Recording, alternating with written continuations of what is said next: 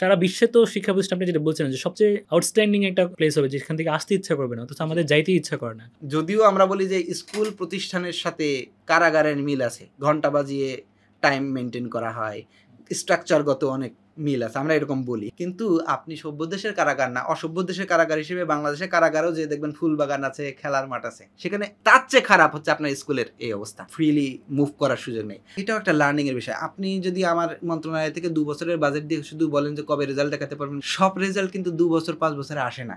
আপনি যদি নতুন কারিকুলামের ইম্প্যাক্ট দেখতে চান, অ্যাটলিস্ট আপনাকে 12 বছর ওয়েট করতে হবে। বিশ্বের বেশিরভাগ বিশ্ববিদ্যালয়কে বলা হয় যে রিসার্চ ইউনিভার্সিটি। আমাদের দেশে ইউনিভার্সিটিগুলো আসলে কি ইউনিভার্সিটি? আমি মনে করি যে বিশ্ববিদ্যালয়ে আমাদের বাংলাদেশে যারা চাকরি করেন, বিশ্ববিদ্যালয়ের শিক্ষক, বিশ্ববিদ্যালয় সম্পর্কে ধারণা তাদের অনেকেরই পরিষ্কার না। মূল বাধাটা কি বিশ্ববিদ্যালয় নিজে, নাকি শিক্ষা প্রশাসনের যেই কন্ট্রোল, সেটা হোক ইউজিসি কিংবা মন্ত্রণালয়? আমাদের বাংলাদেশে যে জাতীয় বিশ্ববিদ্যালয় নামক একটা কনসেপ্ট বিরাজ করে, এটা সিঙ্গাপুর ন্যাশনাল ইউনিভার্সিটি বা যদি অস্ট্রেলিয়ান ন্যাশনাল ইউনিভার্সিটি, ওরা শুনলে হার্ট ফেল করবে যে এইরকম চলে। যার আন্ডারে প্রায় 2500 কলেজে এত লাখ লাখ গ্র্যাজুয়েশন সম্পন্ন করছে, এইরকম তা আপনারা মান কিভাবে সম্পন্ন করেন? কারণ মান আমরা কিভাবে সম্পন্ন করি এটা আপনাদের কোশ্চেন না, আমরা গ্র্যাজুয়েট পয়দা করতেছি।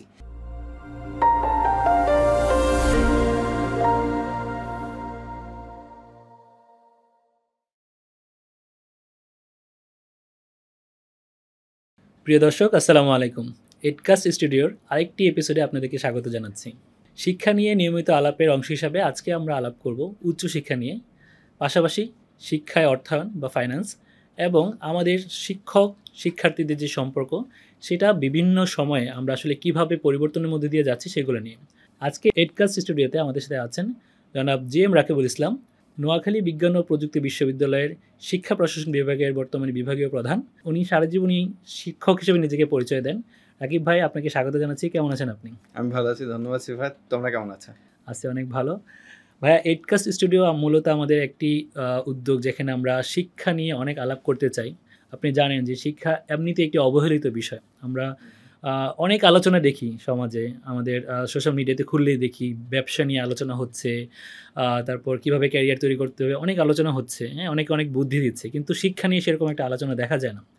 সেই গ্যাপ থেকে আমাদের মনে হলো যে যারা শিক্ষা নিয়ে কথা বলে, যারা শিক্ষা নিয়ে বিশেষজ্ঞ বা যাদের মধ্যে শিক্ষা নিয়ে এক ধরনের চিন্তা আছেন, তাদেরকে আমরা এডকাস্ট স্টুডিওর মাধ্যমে দর্শকদের কাছে পৌঁছে দিতে চাই। আপনাদের চিন্তাগুলোর মাধ্যমে আমাদের শিক্ষা ব্যবস্থাটা যাতে একটু পরিশীলিত হয়। তো আপনি দীর্ঘদিন আসলে শিক্ষা নিয়ে আছেন, পড়াশোনা করেছেন। আমরা জানি বাংলাদেশে সবচেয়ে স্বনামধন্য শিক্ষা ইনস্টিটিউট ঢাকা বিশ্ববিদ্যালয়ে, এবং এরপরে আপনি শিক্ষা ক্যাডারে জয়েন করলেন, তারপর থেকে বিশ্ববিদ্যালয়েও আবার শিক্ষা নিয়ে কাজ করছেন। আপনি যদি আপনার এই জার্নিটা একটু সংক্ষেপে আমাদেরকে শেয়ার করেন।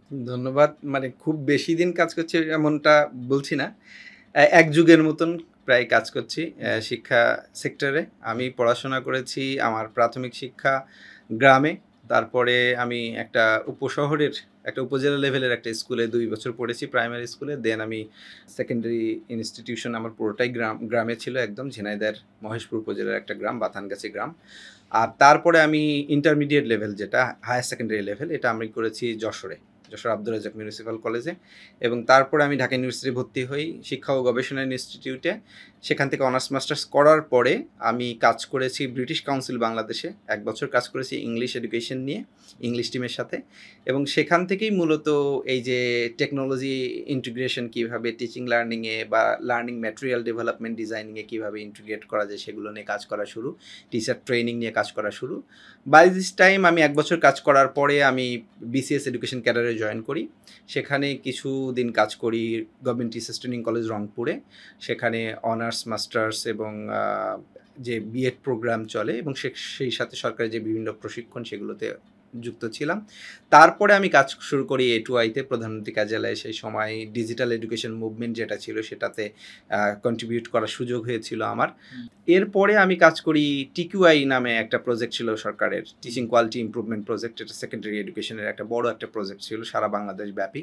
সেখানে প্রজেক্ট অফিসার হিসেবে কাজ করলাম দীর্ঘদিন না 8 মাসের মতো। তারপরে আমি দেশের বাইরে আমার সেকেন্ড মাস্টার্সটা করি ইউনিভার্সিটি অফ ম্যানচেস্টারে এডুকেশনাল লিডারশিপের উপরে। তো পড়াশোনা আমার এই যদি প্রাতিষ্ঠানিক পড়াশোনা বলি, আর অপ্রাতিষ্ঠানিক পড়াশোনা তো বিভিন্ন জায়গায় কাজের সূত্রে এবং ব্যক্তিগত উদ্যোগে, তাছাড়া বিভিন্ন জায়গায় বিভিন্ন ফেলোশিপে পার্টিসিপেশনের মধ্য দিয়ে তো চলমান আছেই।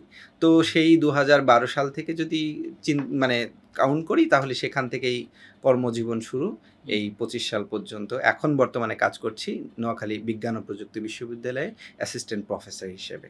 শিক্ষা নিয়ে এই হচ্ছে আমার পড়াশোনা এবং কাজের ব্যাপ্তি। আপনার এই মানে দীর্ঘ না বলতে চাইলেও আসলে আমরা একটা জিনিস শুনে থাকি যে কোনো বিষয়ে একজন ব্যক্তি যদি 8 বছরের মতো কাজ করে তাহলে তাকে আসলে ওই ফিল্ডের এক্সপার্ট বলা যায়। আপনি তো 12 বছর করে ফেলেছেন, তো আপনি স্পেশালিস্ট পর্যায়ে চলে গিয়েছেন। সো আমরা আসলে ভাইয়া আপনার যেভাবে আপনি পরিচয়টা দিলেন যে গ্রাম থেকে উপশহর থেকে ঢাকা শহর, তারপরে ম্যানচেস্টার পর্যন্ত আপনি, এবং আমি রিসেন্টলি জানি আপনি হার্ভার্ডেও ঘুরে এসেছেন। ইউএসএর সারা বিশ্বে সবাই হার্ভার্ডকে খুবই সমীহ করে, এত রিকগনাইজড একটা ইউনিভার্সিটি। সো ওইটার গল্পটাও শুনবো আপনার কাছে, কীভাবে গেলেন, কেন গেলেন, কী শিখলেন, কী জানলেন, কী শেয়ার করবেন আমাদের সাথে।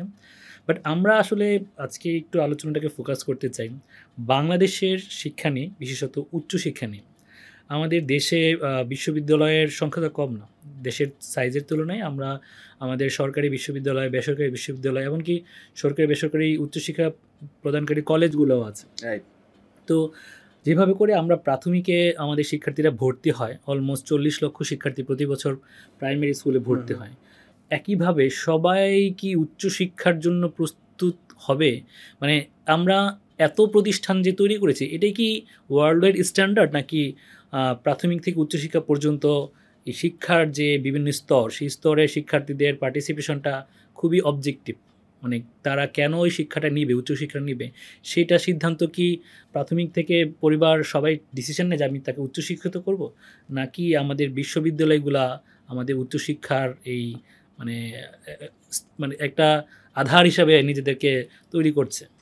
আমি একটা ইন্টারেস্টিং কথা সবসময় বলি আর কি, যে আমাদের তাও প্রাইমারি স্কুল ভালো এই সেন্সে যে প্রাইমারি স্কুল একজন টিচার জানেন যে তিনি কী জন্য শিক্ষার্থীদের পড়ান। অ্যাটলিস্ট তিনি জানেন যে এরা এক সময় প্রাইমারিতে আমাদের সেই সময় বৃত্তি পরীক্ষা ছিল, মাঝখানে আমাদের পিএসসি পরীক্ষা ছিল। সো তাদের কাছে একটা কোয়ান্টিটেটিভ টার্গেট থাকে যে যতজন শিক্ষার্থীকে A+ পাওয়ানো যায়, অথবা যতজন শিক্ষার্থী একটা প্রতিষ্ঠান থেকে বৃত্তি পাবে, সেই প্রতিষ্ঠানটাকেই তো আমরা তথাকথিত ভালো স্কুল হিসেবে চিন্তা করি। তো টিচারদের কিন্তু এই ধরনের একটা চিন্তা ভাবনা কাজ করে প্রাইমারি লেভেলে। সো দে নো যে তারা কী জন্য শিশুদেরকে পড়াচ্ছেন। সেকেন্ডারি স্কুলও জানে যে এসএসসি পরীক্ষায় যত বেশি A+ পাওয়ানো যাবে, যত বেশি সংখ্যক শিক্ষার্থীকে আমরা ভালো গ্রেড অ্যাচিভ করাতে পারবো, সেটা আমাদের একটা গ্রেড সাকসেস হিসেবে কাউন্ট করবেন। হায়ার সেকেন্ডারি লেভেলের সাকসেসটা দুইভাবে মেজার করেন কলেজগুলো। আপনারা জানেন যে কতজন ভার্সিটি, মেডিকেল, বুয়েট, ইঞ্জিনিয়ারিং এগুলোতে চান্স পেলো, একই সাথে কতজন এইচএসসিতে ভালো রেজাল্ট করলো।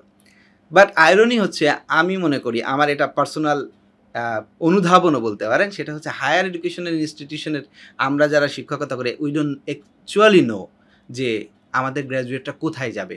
কিছু কিছু প্রফেশনাল ইনস্টিটিউশন বাদে, মানে বুয়েট, মেডিকেল এগুলো বাদে, আমরা যারা জেনারেল এডুকেশনাল ইনস্টিটিউশনগুলো হায়ার এডুকেশনে আছি, উই ডোন্ট অ্যাকচুয়ালি নো। আমরা বলি যে বিসিএস দিবে, এটা তো কোনো কথা না। বিসিএস এর 26টা ক্যাডার আছে আলাদা আলাদা। আপনি কোন ক্যাডারের জন্য রেডি করছেন আপনার গ্র্যাজুয়েটকে? তো হায়ার এডুকেশনের এই জায়গাটাই আমরা বলি যে এডুকেশনাল প্ল্যানিংয়ের কতগুলো অ্যাপ্রোচ আছে।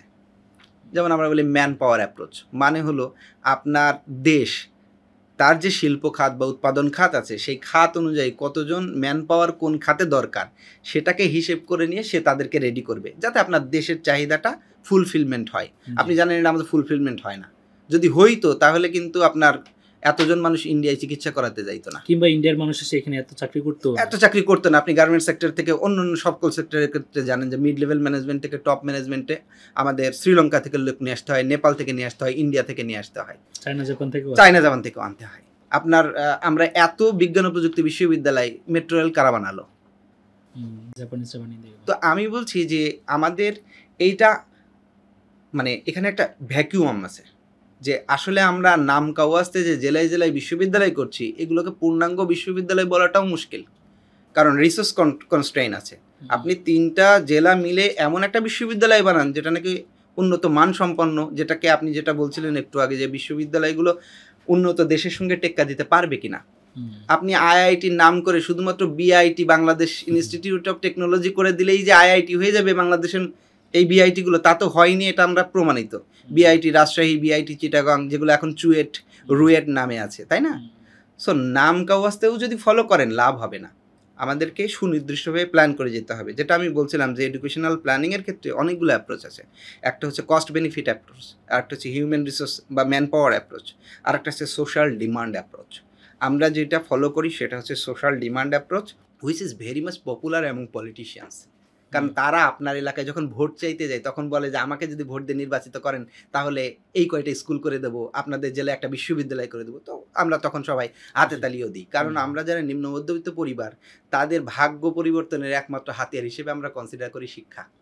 এবং যারা বুঝে হোক না বুঝে হোক, তিনি কিন্তু বলেন নাই যে কি মানের বিশ্ববিদ্যালয় হবে বা এই বিশ্ববিদ্যালয় কোন ইন্ডাস্ট্রির সাথে লিঙ্কড হবে। মানে আপনি এখন আপনারা দেখবেন যে আমাদের দেশে যে মাস্টার্স প্রোগ্রাম চলে, কমনলি বলে আমরাও করেছি, আপনিও করেছেন, আমিও করেছি মাস্টার্স। এই মাস্টার্স প্রোগ্রাম কিন্তু সেপারেট প্রোগ্রাম হিসেবে করি নাই, আমরা করেছি কন্টিনিউয়েশন অফ ব্যাচেলার। মানে যেহেতু ঢাকা বিশ্ববিদ্যালয়ে আমি ঢুকে গেছি, এখানে অনার্স করেছি, আমি মাস্টার্স করবো, এটা অবধারিতভাবে সবাই জানে। যদি চাকরি না পাই, চাকরি পাইলে ধরেন সে আর মাস্টার্স করবে না। যেমন বুয়েটের ক্ষেত্রে এক্সাম্পলটা খুব খাটে। বুয়েটে যারা মাস্টার্স করে ধরে নেওয়া হয় উনি চাকরি পান নাই, অনার্স করে সে চাকরি বাজারে চলে যাবে। আমাদের মাস্টার্সগুলো আসলে 5 বছর মেয়াদি অনার্সের সমান, 5 বছর মেয়াদের, এক্স্যাক্টলি। তো আমরা তাই করেছি, এটা কন্টিনিউয়েশন প্রোগ্রাম। এটা টার্সিয়ারির ওই যে টার্সিয়ারি এডুকেশনটাকেও আমরা বলি যে পোস্ট সেকেন্ডারি, যেটা আর কি, এটা হায়ার এডুকেশন পুরোপুরি হয়ে উঠতে পারে নাই। আপনি যে 4 বছরের গ্র্যাজুয়েট তৈরি করছেন তার তো কিছু বৈশিষ্ট্য নিয়েই সে বাজারে আসবে, তাই না? এবং তার জন্য সেই মার্কেটটা অ্যাট দ্য সেম টাইম সরকার রেডি রাখে কিনা, that is very important. Otherwise এ ভ্যাগামন্ডের মতো ঘুরবে, না হলে সে চেষ্টা করবে তার স্টুডেন্ট লাইফটাকে লেন্দি করার, না হলে সোশ্যাল তার একটা ডিলেমা আছে। তো সে ঢাকা ইউনিভার্সিটি থেকে পড়েছে বা ইউনিভার্সিটি একজন গ্র্যাজুয়েট, সে পরিচয়টা কী দিবে? যে বেকার বলবে না, সে বরঞ্চ বলবে আপনাকে মাস্টার্স পড়ি, অথবা মাস্টার্সও যদি শেষ করে ফেলে বলে এমফিল পড়ি, যে কোনোভাবে। কারণ তার তো সোসাইটিতে সেইটুকু বোধ তার তৈরি হয়েছে যে আমি বেকার, কিন্তু এই পরিচয়টা দেওয়া যাবে না, আমাকে বরঞ্চ স্টুডেন্ট পরিচয়টা লেন্দি করতে হবে ক্ষেত্র বিশেষে। তো আমার কাছে মনে হয় যে এই জন্য আমাদের যেটা এডুকেশনাল প্ল্যানার আছে, আগে এডুকেশন মিনিস্ট্রিতে একটা পোস্ট ছিল চিফ প্ল্যানিং অফিসার, আমি শিওর না এখন এটা আছে কিনা, এবং সাজ্জাদ চৌধুরী অথবা এমন একজনের নামে আমি একটা বই আছে এডুকেশনাল প্ল্যানিংয়ের উপরে, আমি আমাদের টেক্সট বই হিসেবে ছেলে মেয়েদেরকে রেফার করি, সেখানে খুব সুন্দরভাবে দেওয়া আছে যে এই প্ল্যানিংগুলো কী করতে হয়। তো বাংলাদেশের মতো যারা দেশগুলো আছে তারা সোশ্যাল ডিমান্ড অ্যাপ্রোচটাই বেশি ফলো করে, কারণ এখানে খুব বেশি ক্যালকুলেশনের দরকার নেই। কিন্তু এডুকেশন যদি আপনি একটা ইনভেস্টমেন্ট হিসেবে চিন্তা করেন, যেটা নাকি সবসময় আমরা খুব বড় গলায় বলার চেষ্টা করি, দেন দ্য এডুকেশন প্ল্যান আপনার যেটা করবেন সেটা কস্ট বেনিফিট অ্যাপ্রোচেই করা উচিত। যে আপনি এত টাকা ইনভেস্টমেন্ট করলেন, এটা 10 বছর বা 20 বছর পরে আপনাকে কি রিটার্ন দেবে, রেট অফ রিটার্নটা কী হবে, and that should be in the plan from the very beginning.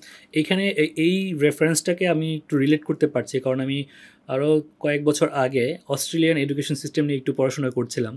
So ওদের দেশে আসলে আগামী 2035 সাল পর্যন্ত কোন সেক্টরে ঠিক কতজন কি প্রফেশনের লোক লাগবে তাদের অলরেডি এটা ক্যালকুলেট হয়েছে 2019 সালের দিকে, যে 35 পর্যন্ত তারা তাদের সিস্টেম দিয়ে কতজন লোক বের করবে, এবং যেটা বের করতে পারবে না সেটা কীভাবে তারা বিদেশ থেকে হায়ার করে নিয়ে আসবে। হ্যাঁ, কোন সেক্টরে কত ডিমান্ড।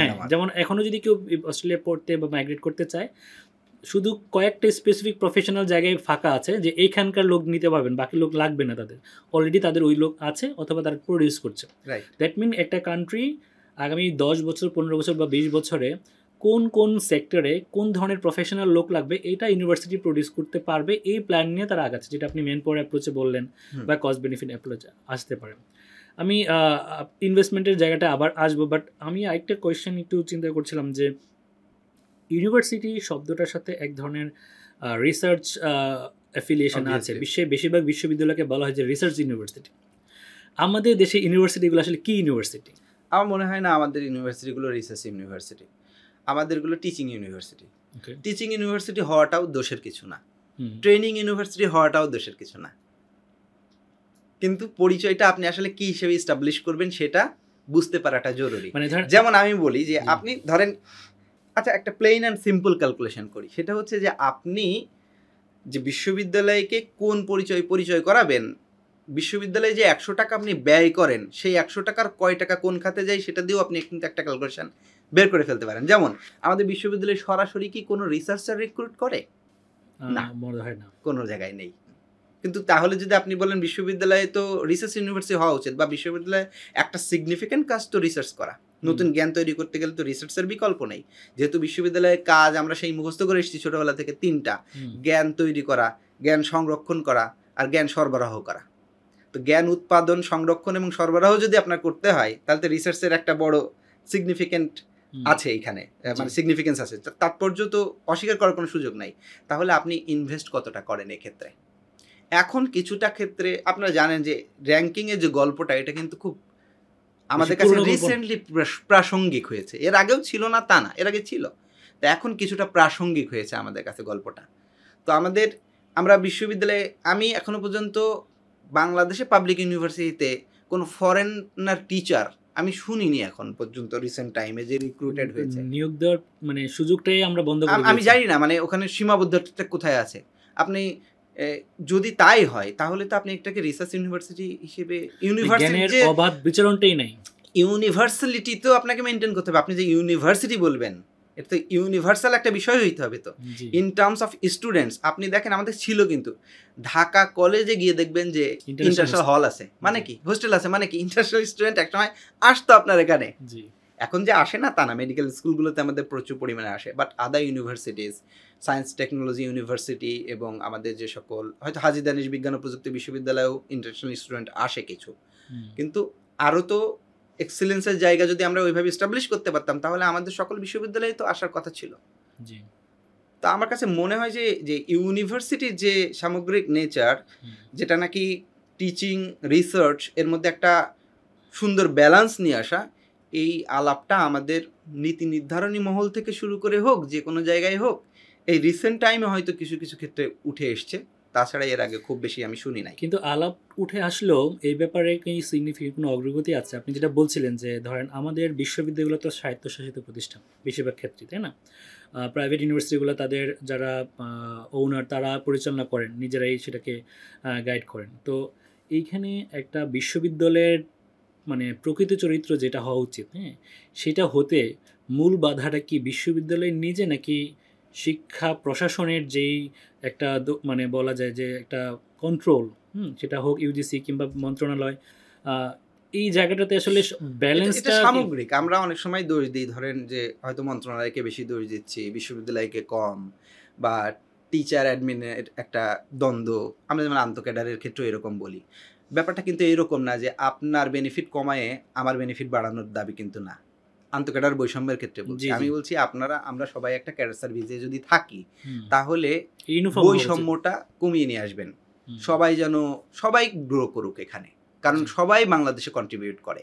ব্যাপারটা এরকম, সম্মানের জায়গাটা সবার থাক। আমি কিন্তু বলি না আপনাকে অপমান করে আমাকে সম্মান দিতে, ব্যাপারটা এরকমও না। আপনার স্যালারি থেকে কিছু টাকা কেটে আমার স্যালারি বাড়ানোর কথাও বলি নাই। আমি বলছি যে সকলের প্রমোশন যেন ঠিকভাবে হয়, সবাই যেন গ্রো করে, একটা হেলদি এনভায়রনমেন্ট যেন থাকে, তাই না? তো বিশ্ববিদ্যালয়ের ক্ষেত্রে বা হায়ার এডুকেশনের ক্ষেত্রে কথাটা তাই প্রযোজ্য। আপনারা একটু খেয়াল করবেন, এটা আমার অ্যানালিসিস, আমি বলি, আই মাইট বি রং। সেটা হচ্ছে ইকোনমিক ক্যাডার যখন অ্যাডমিন ক্যাডারের সাথে মার্জ হয়ে গেল, একীভূত হয়ে গেল, এর আগে তো প্রকল্পগুলো পাস হতো ইকোনমিক ক্যাডারের লোকজন, প্ল্যানিং কমিশনে তারাই ইনভলভমেন্ট ছিল। এরপর থেকে আপনারা দেখবেন ধীরে ধীরে এই যে আমলাতান্ত্রিক হস্তক্ষেপ হায়ার এডুকেশনের ক্ষেত্রে, এর আগে কিন্তু এতটা আমরা কেউ হয়তো বা এতটা বিশ্ববিদ্যালয়ে এত সংখ্যক ছিল না বলে কিনা জানি না, কিন্তু আমরা এতটা প্রত্যক্ষ করি নাই। তো এইটা খুব একটা ভালো এক্সাম্পল না।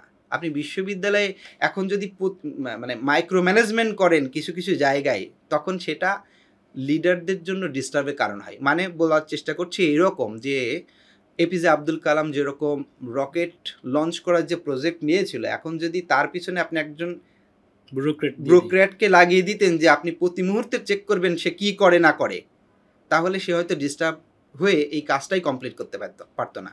সো আপনাকে যেটা করতে হবে যে বিশ্ববিদ্যালয়ে আপনি সুযোগ্য লোকদের এখানে রিক্রুটমেন্ট করার মানে সিস্টেমটা আপনাকে ডেভেলপ করতে হবে। হোয়েন আপনি এরকম একটা সিস্টেম ডেভেলপ করে ফেলেছেন এবং যোগ্য লোকের হাতে বিশ্ববিদ্যালয়ের নেতৃত্ব দিয়েছেন, আপনাকে তাহলে মাইক্রো ম্যানেজমেন্ট করার দরকার নেই, প্রতি মুহূর্তে বলার দরকার নেই যে আপনি কি করতেছেন ভাই, এটা এভাবে না এভাবে করেন। যেহেতু আপনি স্বীকার করে নিয়েছেন যে এই বিশ্ববিদ্যালয়ের সুযোগগুলো লোকের হাতে আপনি ছেড়ে দিয়েছেন, তাকেই দেন দায়িত্ব দিন। তাকে আপনি, কারণ না হলে তো আপনার ড্রিমিং এর সীমাবদ্ধতা থাকতে পারে, কিন্তু তার হয়তো নাই সীমাবদ্ধতাটা। বাট আপনি আপনার সাজ দিয়ে যখন মেজার করতেছেন তখন তো ও কখনোই আপনার ওই সাজকে ওভারকাম করতে পারবে না। তো আমরা হায়ার এডুকেশনের ক্ষেত্রে এখন যেটা দেখি আমলাতান্ত্রিক হস্তক্ষেপ খুব বেশি দেখি, যেটা নাকি ভেরি আনফর্চুনেট। এটা হওয়ারই দরকার নেই। আপনি সিস্টেমটা ডেভেলপ করেন যেখানে স্বচ্ছতা জবাবদিহিতার জায়গাগুলো সব জায়গায় থাকুক। আমি বলি নাই যে আপনি স্বেচ্ছাচারিতার একটা অবাধ লাইসেন্স আপনি কারো হাতে তুলে দেন, সেটা না। সিস্টেমের মধ্যেই জবাবদিহিতা থাকুক, স্বচ্ছতা থাকুক, সব কিছুই তারা করুক, কিন্তু তাকে ডিস্টার্ব করেন না, ডোন্ট ডিস্টার্ব দেম। যাতে না হলে হয় কি, ওই যে সৃজনশীল মাইন্ড, আপনি যে গবেষণার কাজগুলো বলছেন, কিছু কিছু জানেন আপনি গবেষণা, এক এক গবেষণা থেকে রেজাল্ট পাইতে এক এক সময় লাগে। এখন আপনি যদি সব সময় বলেন যে না আপনি কি এমন গবেষণা করছেন যে ভাই এটা এত সময় লাগতেছে, এটা একজন সায়েন্টিস্ট ভালো জানে। আমরা যেহেতু সায়েন্টিস্ট না আমি, তাহলে আমি কেন তাকে বারবার বলতে পারবো যে আমার গবেষণায় এত কম সময় লাগে, আপনার তো কেন বেশি সময় লাগতেছে।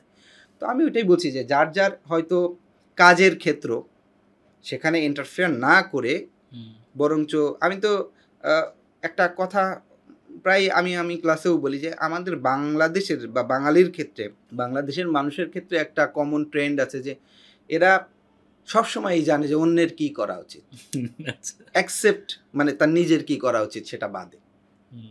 তো এটা একটু আমার কাছে মনে হয় যে হায়ার এডুকেশনে যদি আপনি বিকাশ চান, শুধু হায়ার এডুকেশন বলে কথা না, এডুকেশনে যে স্বাধীনতাটা, মানে টিচার্স যে ফ্রিডমের কথাগুলো আমরা বলি, রিসার্চার্সের যে ফ্রিডমের কথা আমরা বলি, এই সব জায়গাতেই আমি এটা নিয়েও কাজ করেছিলাম। একটা আমার গবেষণা ছিল যে টিচার্স ফ্রিডম বা টিচার্স যে স্বাধীনতাটা, যেটা আমরা অটোনমি, যেটা আমরা প্রত্যাশা করি একজন দিলে পরে কি হয়, আর না দিলে পরে যদি আমরা এরকম মাইক্রো ম্যানেজমেন্ট করি বা মাইনিউটলি প্রতি ক্ষেত্রে বলতে থাকি, আমাদের তো খুব দুঃখজনক একটা ব্যাপার। দেখেন ডিপিই প্রাইমারি স্কুলের রুটিন পর্যন্ত করে দেয়, একটা দুঃখজনক বিষয়। কিন্তু দুঃখজনক এই সেন্সে বলছি যে আপনার জিওগ্রাফিক্যালি ডিফারেন্সেস থাকতে পারে, সেটাকে আপনার মাথায় রেখে আপনি তাহলে লোকাল এডুকেশন অফিস বা উপজেলা শিক্ষা অফিসকেও এটুকু বিশ্বাস করতে পারছেন না যে তারা একটা রুটিন করতে পারে।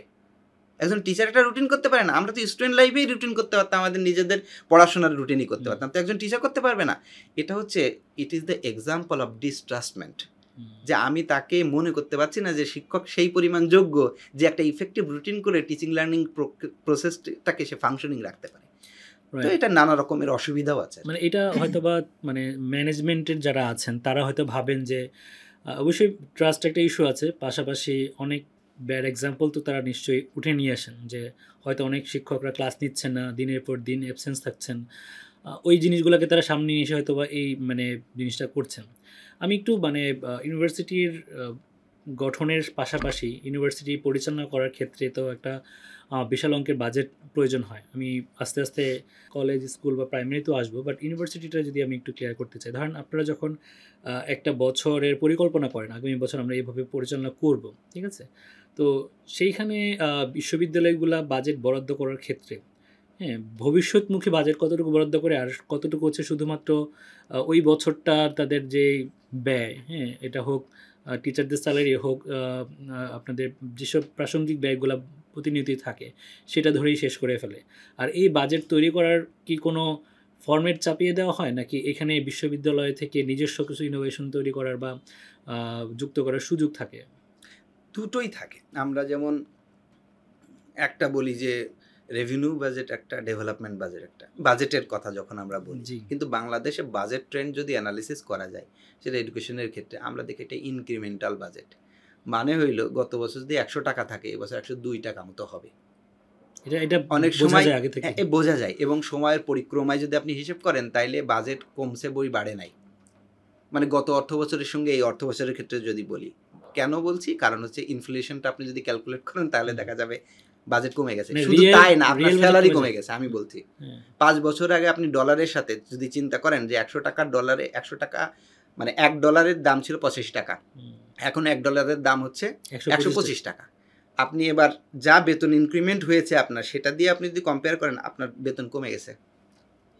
একইভাবে আমাদের বাজেটও কমে যায় ওভার দ্য টাইম, কারণ হচ্ছে আমরা ইনক্রিমেন্টাল বাজেট করি, ওই টেন্ডেন্সি থেকে যে যেহেতু দিন যাচ্ছে, আগে বাচ্চাকে 5 টাকা স্কুলে টিফিন খরচ দিতাম, এখন যেহেতু 7 টাকা দিই, তাহলে আগে যদি 5 লাখ টাকা শিক্ষা বাজেট থাকে তাহলে এখন 7 লাখ টাকা হইলে হয়। মানে বুঝতে পারছেন, পারসেপশন বেসড। এটা তো ইকোনমিক্সের সূত্র মেনটেন করেই আপনার করা উচিত, ফাইন্যান্সের সূত্র ব্যবহার করেই করা উচিত, যে আপনি যেহেতু একটা ইনভেস্টমেন্ট করতে যাচ্ছেন, তাহলে আপনি যদি প্রফিট করতে চান তাহলে ROI দেখতে হবে। হ্যাঁ, আপনি দেখবেন জেলায় জেলায় সব স্কুলে একই রকম বাজেট দেয়, তার তো দরকার নাই। আপনি দেখবেন অনেকের অ্যাপারেটাস কেনার জন্য যে পরিমাণ ল্যাবরেটরি অ্যাপারেটাস, সব স্কুলে আপনি একই রকম বাজেট দিচ্ছেন, এটা তো হয় না। একটা শিক্ষার্থীর যদি সংখ্যা, প্রান্তিক লেভেলে একটা স্কুল, তার হয়তো নেটটা বেশি থাকতে পারে, এটা ইকুইটেবল হয় না। অনেক সময় ইকুয়াল বাজেট দিই আমরা।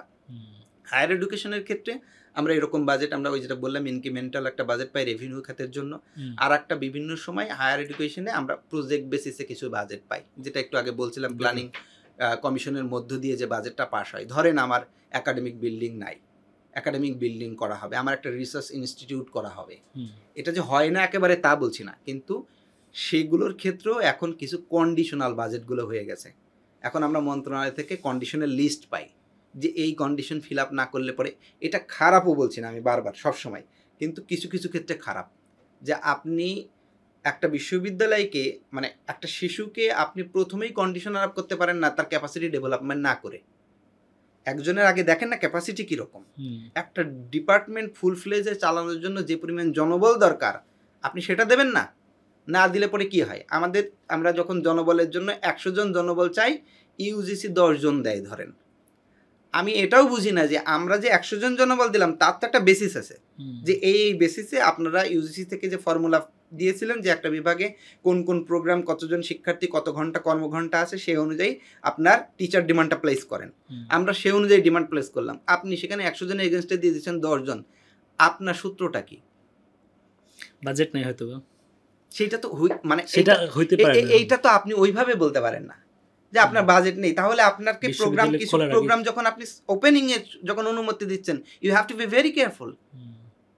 তাই তো আমরা তো ফ্যামিলি প্ল্যানিং এর ক্ষেত্রেও এই কথাটাই বলি, যে আমি একজন নতুন সদস্যকে যদি দুনিয়া আনতে চাই, তাহলে তার জন্য যে আবার অ্যাডিশনাল কস্ট এবং আদার্স সময় সুযোগ সব কিছু মিলিয়ে আমার সেই অপরচুনিটি কস্ট আমি হ্যান্ডেল করতে পারবো কিনা। যদি না করতে পারি, তাহলে we have to plan otherwise. আমার হায়ার এডুকেশনের ক্ষেত্রে এটা আরও বড় কথা এগুলা, যে আপনি নামকো ওয়াস্তে জেলায় জেলায় বিশ্ববিদ্যালয় করে দিচ্ছেন আর বলছেন বাজেট নিয়ে টিচার দিবেন না। এটা একটা মকারি না? তাহলে আপনি জেলার বিশ্ববিদ্যালয় করছেন কেন? আমি তো বারবার বলছি যে তাহলে 4টা জেলা মিলে এমন একটা, আবার একটা কথা যেটা আপনি গোড়াতেই শুরু করছিলেন, যে হায়ার এডুকেশন তো সবার জন্য না, ইট ইজ নট কম্পালসারি। এটা বাধ্যতামূলক না। আপনার অনেকগুলো চ্যানেল থাকবে, আমাদের আছেও। আপনার আছে হচ্ছে ভোকেশনাল টেকনিক্যাল এডুকেশন, আমাদের পলিটেকনিকগুলো আছে। আমাদের দেখেন পলিটেকনিকে পড়াশোনা করার পর, ওই আবার এই কথা বলছি যে একটা হিউজ পরিমাণ স্টুডেন্ট, চাঙ্ক অফ স্টুডেন্ট, তারা ডুয়েটে বিএসসি পড়ার জন্য চেষ্টা করে।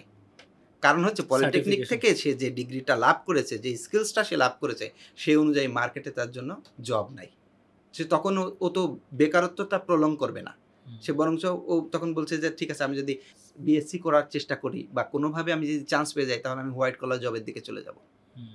তো এটা শুরু থেকে একদম প্রাইমারি থেকে আপনি বললেন যে 40 লক্ষ এন্ট্রি নিচ্ছে প্রাইমারিতে, তো আপনার এই 40 লক্ষের ডিস্ট্রিবিউশনটাও ঠিক করা উচিত, যে কে কোথায় যাবে। আপনি ক্লাস 10 পড়ার পরে তাকে কোথায় প্লেস করবেন, বা 11-12 পড়ার পরে তাকে কোথায় প্লেস করবেন, 8-এর পরে যে টেকনিক্যাল ভোকেশনালে যাচ্ছে তাকে আপনি কোথায় প্লেস করবেন। এমপ্লয়মেন্টে সেই সুযোগটা যদি সিস্টেমেটিক্যালি আপনি নষ্ট করেন, তাহলে সবাই, যে যেমন এখন আপনি কোথায় কোথায় দেখবেন যে অটোরিকশা নিয়ে দাঁড়ায় থাকে রাস্তা মোড়ে মোড়ে, this is the great example. এটা একটা সিমটমের মতো। কারণ হচ্ছে মানুষের সিস্টেমেটিক এমপ্লয়মেন্টের জায়গাটা নষ্ট হয়ে গেছে। বড় ইন্ডাস্ট্রি সরকারের নাই, পাটকলগুলো বন্ধ। তাহলে পাটকলের যে শ্রমিক ছিল সে কি কোথায় যাবে? সে ওই টাকা ধার কর্য করে একটা অটো নিয়ে রাস্তার মোড়ে দাঁড়িয়ে যাবে। এখন প্যাসেঞ্জারের চেয়ে অটো বেশি, আপনি যে কোনো মোড়ে যান, ফুটপাতে হকার বেশি। কারণ হচ্ছে এটা হচ্ছে সেলফ এমপ্লয়মেন্টের দিকে তাদের চলে যাইতে হয়েছে, ইনফর্মাল এমপ্লয়মেন্ট যেটা, তাদেরকে এটাতে চলে যাইতে হয়েছে। কারণ ফর্মাল এমপ্লয়মেন্টের সুযোগটা আমরা সামহাও করতে পারি নাই, সরকার করতে পারে নাই। যদি না থাকে তাহলে তো আপনি এটাও জানেন তো যে হায়ার এডুকেশন বেকারত্বের সংখ্যা সবচেয়ে বেশি, হায়ার এডুকেশন গ্র্যাজুয়েট যারা, এটা মোর দেন 50%। এটা কিছু ছদ্মবেকার আছে, ছদ্মবেকার বলতে বোঝাচ্ছি যে হয়তো তার কাজের অপরচুনিটি আছে, কিন্তু সে মনে করছে যে পরিমাণ ইনভেস্টমেন্ট করে সে ডিগ্রিটা লাভ করেছে তার তুলনায় বেতন কম, এইসব কাজ সে করতে চায় সে না। এই সব কাজ করতে চায় না। সেটাও আছে কিছু মাত্রায়, কিন্তু এটাও সত্য যে আসলে আমাদের যে হায়ার এডুকেশন বলেন বা টোটাল এডুকেশন সিস্টেমটা বলেন, এর সঙ্গে সেফ এক্সিট এমপ্লয়মেন্টে এটা নাই।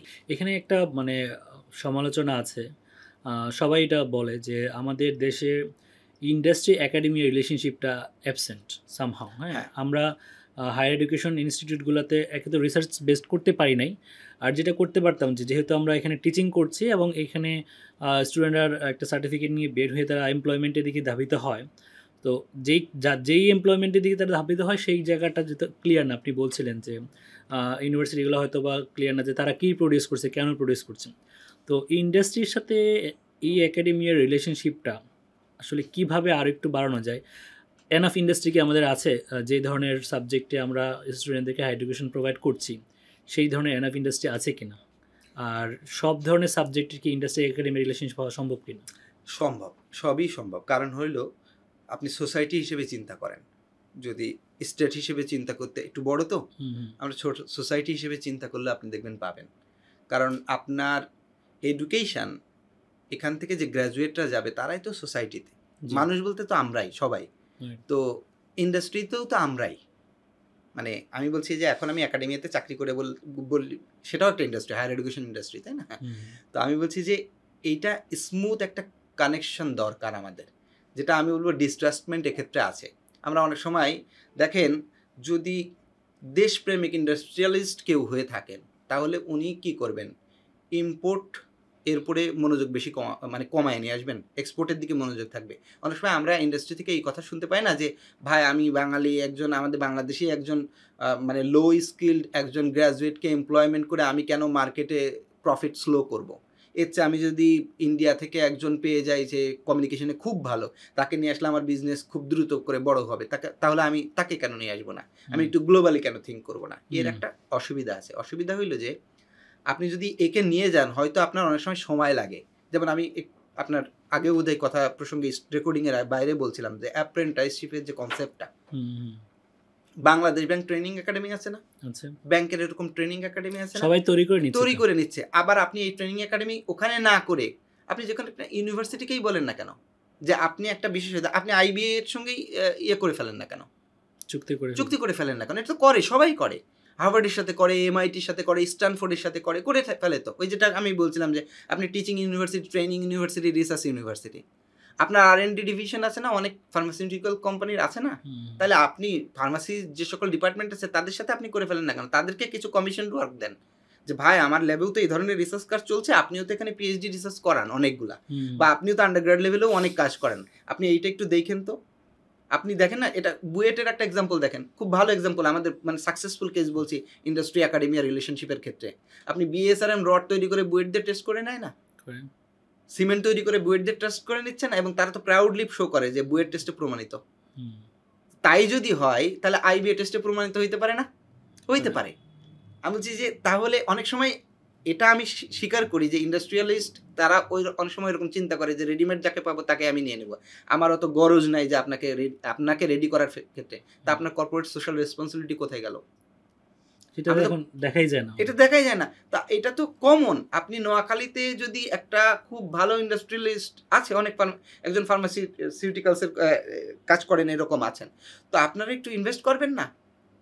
এটা তো আপনার প্রতিষ্ঠান, তো এটা তো সরকারের প্রতিষ্ঠান না। আমরা সবসময় মনে করি আর সরকার আর আপনি তো আলাদা কিছু না। আসলে আপনি সরকারকে ট্যাক্স দেন, সরকার ওটা দিয়ে বানায়। তা আপনি সিএসআর থেকে এখানে কন্ট্রিবিউট করেন এবং আসেন। আমি অনেক কথাই বলি আসলে, এরকম একটা কথা বলতাম যে শিক্ষা একটা গুরুত্বপূর্ণ বিষয়। আপনি একটু আগে বলছিলেন যে খুব আলাপ কম হয় বলে আমাদের একটা প্ল্যাটফর্ম তৈরি করার দরকার হয়েছে।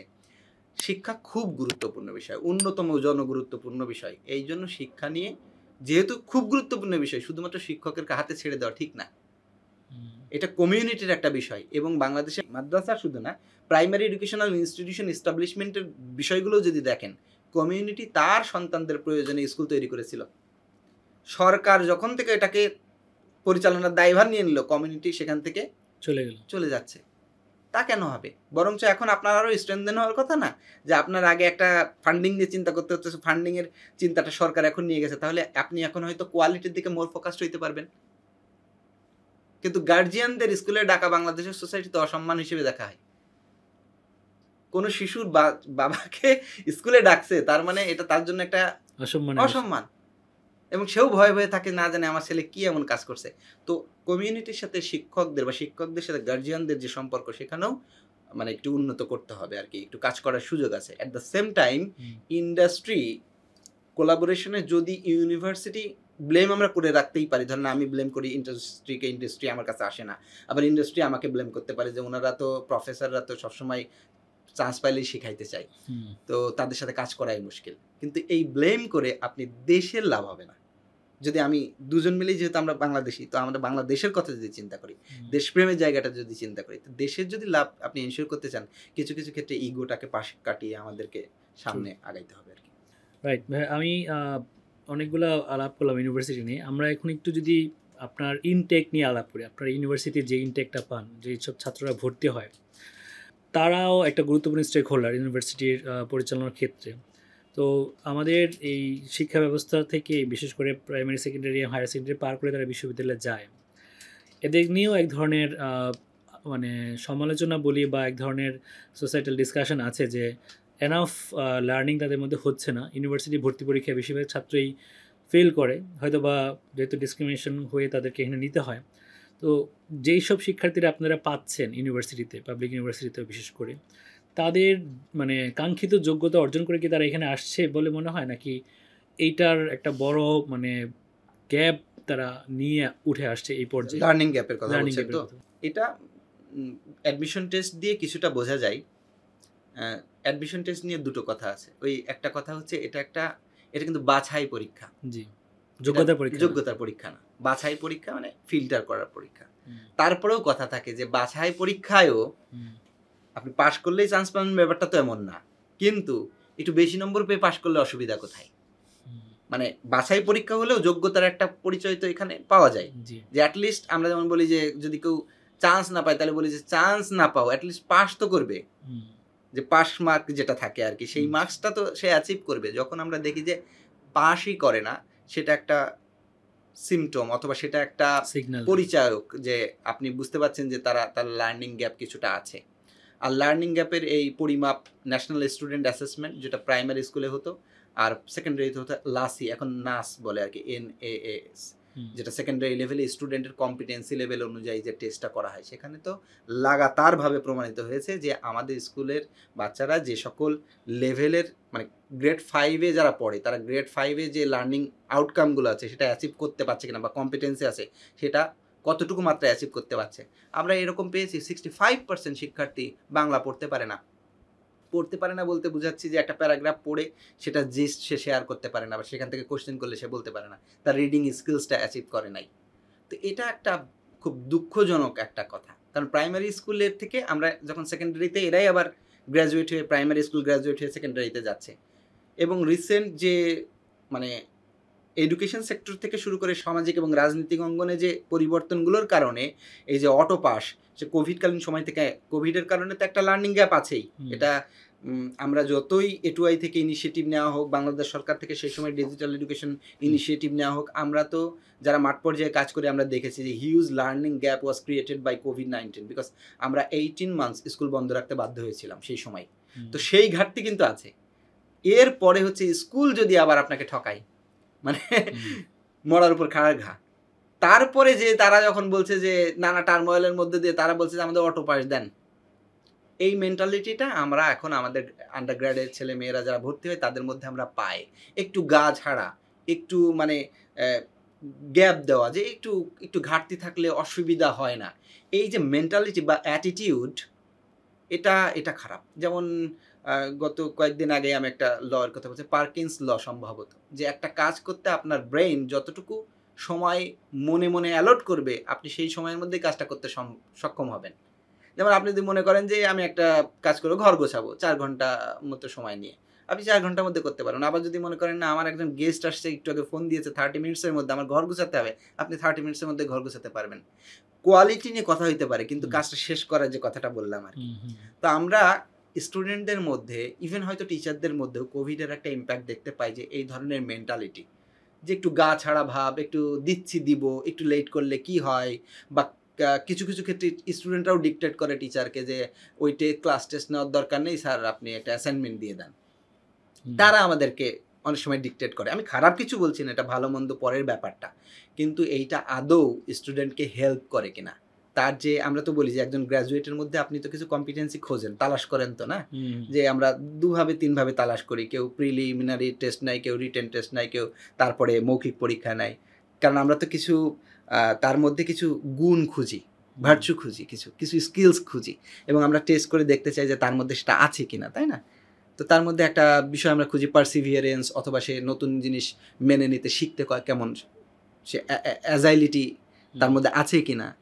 হ্যাঁ, তো এই বিষয়গুলো আমার কাছে মনে হয় যে আমাদের স্টুডেন্টদের যদি চিন্তা করি, এবং ওয়ার্ল্ড হেলথ অর্গানাইজেশনের যে লাইফ স্কিলস 10টা, communication, collaboration, problem solving, critical thinking, এই সকল যে লাইফ স্কিলসগুলো, এর একটা চরম ঘাটতি আমি আন্ডারগ্র্যাড লেভেলে স্টুডেন্টদের মধ্যে পাই।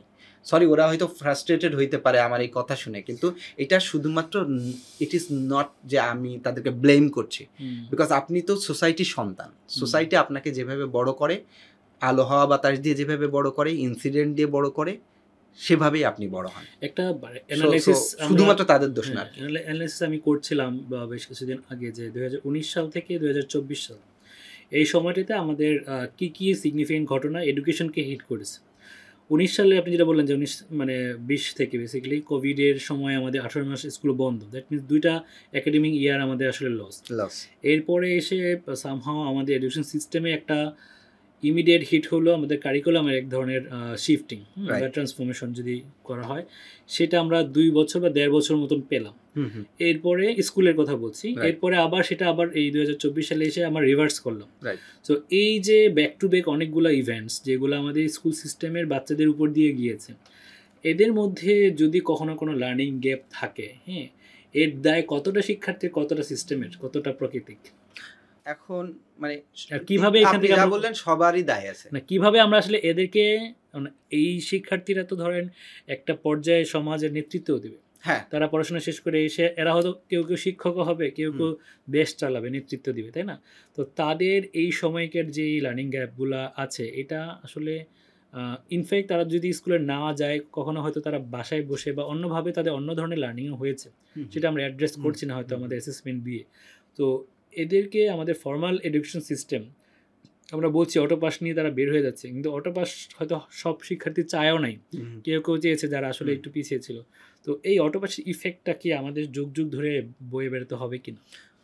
আমি ওই প্রিভিয়াস আলাপ থেকে একটু টানি, যেখানে দায় সবার, কারণ এর মধ্যেই দেখা যাবে কিছু স্টুডেন্ট তো বুয়েটে তাহলে পড়ছে না, পড়ছে সব যেরকমভাবে এর আগের বছরগুলোতেও পড়তো, এখনও পড়ছে হয়তো ইউনিভার্সিটিতে, কিন্তু আমরা বলছি হয়তো আগে যে সকল স্টুডেন্টকে পাওয়া যেত, তাদের কোয়ালিটির বা কম্পিটেন্সির একটু তারতম্য আছে, ঠিক আছে। তবে প্রাতিষ্ঠানিক দায়টা প্রতিষ্ঠানকেই নিতে হবে। প্রতিষ্ঠান বলতে আমি বুঝাচ্ছি not only educational institution but also education offices also. এই অথরিটিকে নিতে হবে, কারণ বাংলাদেশের মতন দেশে আমাদের যারা প্রান্তিক লেভেলের জনগোষ্ঠী, তাদের একমাত্র শিক্ষা গ্রহণের জায়গায় হচ্ছে শিক্ষা প্রতিষ্ঠান। সবাই কিন্তু প্রাইভেটলি তাদের ওই এডুকেশন লার্নিং অপরচুনিটিটাকে অ্যাচিভ করতে পারে না বা অ্যাফোর্ড করতে পারে না। যেমন হচ্ছে আমি বলার চেষ্টা করছি যে স্কুল খারাপ পড়াইলেও বাসায় প্রাইভেট টিউটর রেখে, ভালো একজন টিউটরকে রেখে পড়ানো, এটা সকল ফ্যামিলি এটা অ্যাফোর্ড করতে পারে না। তো আমরা বলি যে পাবলিক যদি কস্ট বা এক্সপেন্ডিচার, যেটা এডুকেশনের ক্ষেত্রে পাবলিক ইনভেস্টমেন্ট, যেটা সরকারের তরফ থেকে আসে, সেই ইনভেস্টমেন্ট যদি করাপ্টেড হয়, প্র্যাকটিসের ক্ষেত্রে করাপশনের শিকার হয়, তাহলে প্রাইভেট এক্সপেন্ডিচার বেড়ে যায় এই শিক্ষার ক্ষেত্রে। যেমন নাকি আপনার লোডশেডিং হইলে খরচ বেড়ে যায়, কারণ ইন্ডাস্ট্রি লোডশেডিং হইলে বিদ্যুতের খরচ বেড়ে যায়, কারণ হইলে ইন্ডাস্ট্রি যার উৎপাদন বজায় রাখতে হয়, সরকার যখন লার্জ স্কেলে বিদ্যুৎ উৎপাদন করে তার পার ইউনিট কস্ট যা পড়ে, উনি যখন ডিজেলে জেনারেটর চালিয়ে বিদ্যুৎ উৎপাদন করতে অনেক যায় বেশি তার হয়। খরচ বেশি পড়ে যায়। তো লোডশেডিং মূলত বিদ্যুতের খরচটা যেরকম বাড়িয়ে দেয়, তেমনি করে শিক্ষায় যদি গোজামিল দেন আর কি, বা শিক্ষায় যে বরাদ্দকৃত টাকা এটা যদি তসরুপ হয়, তাহলে প্রাইভেট কস্টিংটা বেড়ে যায়। তখন কারণ স্কুলে ধরেন 5 জন টিচার কেউই ঠিকমতো পড়ায় না, তখন তো আপনাকে বাধ্য হয়ে হয় কোচিংয়ে যাইতে হচ্ছে, নাই স্টুডেন্টকে প্রাইভেট টিউটরের কাছে দিতে হচ্ছে, না আপনি হয়তো নিজের যে ইনকাম করতেন যেখান থেকে সেই কাজটাকে বাদ রেখে আপনি আপনার সন্তানকে নিয়ে বসতেছেন। সো আমি বলছি যে প্রতিষ্ঠানের যে দায়, এটা আমি কোনোভাবেই সেটা ফ্যামিলির উপরে আপনি ছেড়ে দিতে পারেন না। প্রতিষ্ঠানের দায়টা প্রতিষ্ঠানকে নিতেই হবে, যে সেখানে প্রতিষ্ঠান যেটুকু কাজ করার কথা ছিল এবং তার এই কাজটা সুন্দরভাবে করানোর জন্য শিক্ষা দপ্তরগুলোর যে দায়ী ছিল তারা সেই দায়টা ঠিকঠাকভাবে পালন করছে কিনা। শিক্ষার্থীরা আপনার অটোপাস চাইতেই পারে, কিন্তু অটোপাস যে আপনি দিচ্ছেন, কতজন এডুকেশনিস্ট বা এডুকেশন এক্সপার্ট আপনি তাদের সাথে আলাপ করে আপনি এই লাইনটা চুজ করেছেন, নাকি আপনার কাছে মনে হয়েছে এর আগে দিয়েছিলাম আমি, তাহলে এবারও দেওয়া যায় এরকম?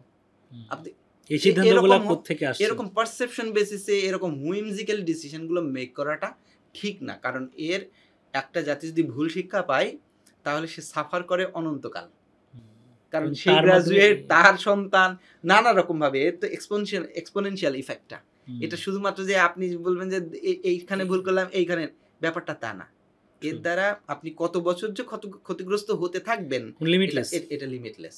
So we have to be very careful যে আমি কি করি, আমার এই যে ডিসিশন নিচ্ছি, এবং পলিসিতে তাই যে আপনি যখন ডিসিশন মেক করছেন বেটার অল্টারনেটিভের মধ্যে থেকে আপনি সবচেয়ে বেস্ট অল্টারনেটিভটা নিচ্ছেন, তাই না, অনেকগুলো ডিসিশনের মধ্যে থেকে।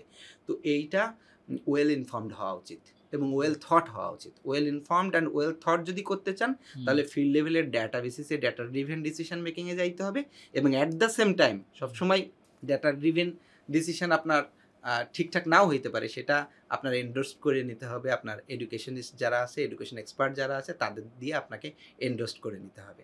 আদারওয়াইজ আপনি যদি মনে করেন, ধরেন ডিসিশন তো আপনিও নিতে পারেন, একটা আমিও নিয়ে নিলাম, এবং সেটা হয়তো যদি আপনার আমার পদের উপর ডিপেন্ড করছে কোন পজিশনে আমরা আছি, যে আমার ক্ষমতা থাকলে আমি সেই ডিসিশন সারা দেশব্যাপী ছড়িয়ে দিলাম, কিন্তু সেইটার যে ইম্প্যাক্টটা পড়বে লার্জ স্কেলে সেইটা হয়তো আমরা অনেক সময় সামলাইতে পারি না।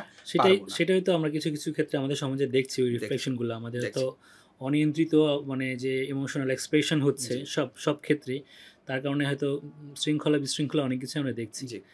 আগে ভাই আমি একটু আপনার মানে একাডেমিক জায়গা থেকে একটা ডিবেট স্টার্ট করতে চাই এখানে। ডিবেট এই জন্য বলছি কারণ এটা অনেকের পছন্দ না হতে পারে। বাংলাদেশের শিক্ষা ব্যবস্থার একটা মানে মানে সব ইন্ডিকেটর ধরেই একটা বলা যায় যে অনেক ক্ষেত্রে আমরা পিছিয়ে আছি compare to other develop countries, যেখানে হয়তো এডুকেশনাল ইনস্টিটিউটগুলো ওয়েল মানে স্ট্রাকচার্ড, টিচারদের এনাফ ফ্যাসিলিটি প্রোভাইড করা হয়, স্টুডেন্টদের এনাফ সাপোর্ট স্কুল থেকে প্রোভাইড করা হয়, সেখানে আমাদের স্কুল সিস্টেমটা এখনও অনেক ক্ষেত্রে পিছিয়ে আছে। তো একটা প্রশ্ন হচ্ছে যে এই জায়গাটা আসলে আমাদের শিক্ষাকে কীভাবে প্রভাবিত করছে, এই লো রিসোর্স কি। আর সেকেন্ড হচ্ছে এই যে এত দুর্বলতা, এত পিছিয়ে থাকা, এত আমি বলবো যে উইদাউট ডেটা ডিসিশন নেওয়া হচ্ছে বিভিন্ন স্টেজে এডুকেশন ম্যানেজমেন্টে, এখানে তো একটা বড় রোল প্লে করার কথা ছিল আমাদের এডুকেশনিস্ট যারা বা আমাদের শিক্ষা নিয়ে যারা কাজ করে, বিশেষ করে আমাদের বাংলাদেশে আমি জানি সরকারিভাবে হয়তো অনেকগুলো শিক্ষা প্রশাসন মানে গবেষণা ইনস্টিটিউট আছে। আপনি আইআরে পড়াশোনা করেছেন, বিভিন্ন বিশ্ববিদ্যালয়ে আইআর আছে, আপনি পড়াচ্ছেন, এখানে কিন্তু আপনারা একাডেমিশিয়ানের রোলটাও প্লে করেন, একই সাথে আপনারা গভর্নমেন্টের সাথে বিভিন্ন স্টেজে কাজও করেন। সো এত মানে বিজ্ঞ ব্যক্তিরা একাডেমিয়াতে কাজ করার পরেও শিক্ষা নিয়ে যে ধরনের আমাদের দুর্বলতাগুলো বলি বা আমাদের পিছিয়ে থাকা যে জায়গাগুলো, বা এই যে রিসেন্টলি যে কারিকুলাম নিয়ে এক ধরনের একটা হটস্পট সিচুয়েশন হলো, এই জায়গাগুলোতে আপনাদের ভূমিকাটা জোরালো হয় না কেন, বা এখানে আসলে ডিসিশন মেকিংয়ের ক্ষেত্রে কেন শুধুমাত্র আমাদের দপ্তরগুলাই এককভাবে মানে এই বলা যেতে পারে সিদ্ধান্তগুলো নিতে পারছে? কোথায় আপনাদের মানে ভূমিকা, কোথায় আপনাদের লেখনী, কোথায় আপনাদের সিদ্ধান্তগুলো প্রয়োগ করার জায়গা? এইটা অনেকটা দোষ দেওয়ার মতো মানে মনে হবে যে হয়তো আমি এরকম বলছি, কিন্তু আসলে বাংলাদেশে আমাদের নিজেদের যদি সেলফ ক্রিটিসিজমের জায়গা থেকে বলি, বাংলাদেশে আমি এই কথাটা অনেক জায়গায় বলি যে এডুকেশন সেক্টরের ক্ষেত্রে বা এডুকেশন সিস্টেমের ক্ষেত্রে প্রেশার পার্সন থাকলেও প্রেশার গ্রুপ নাই।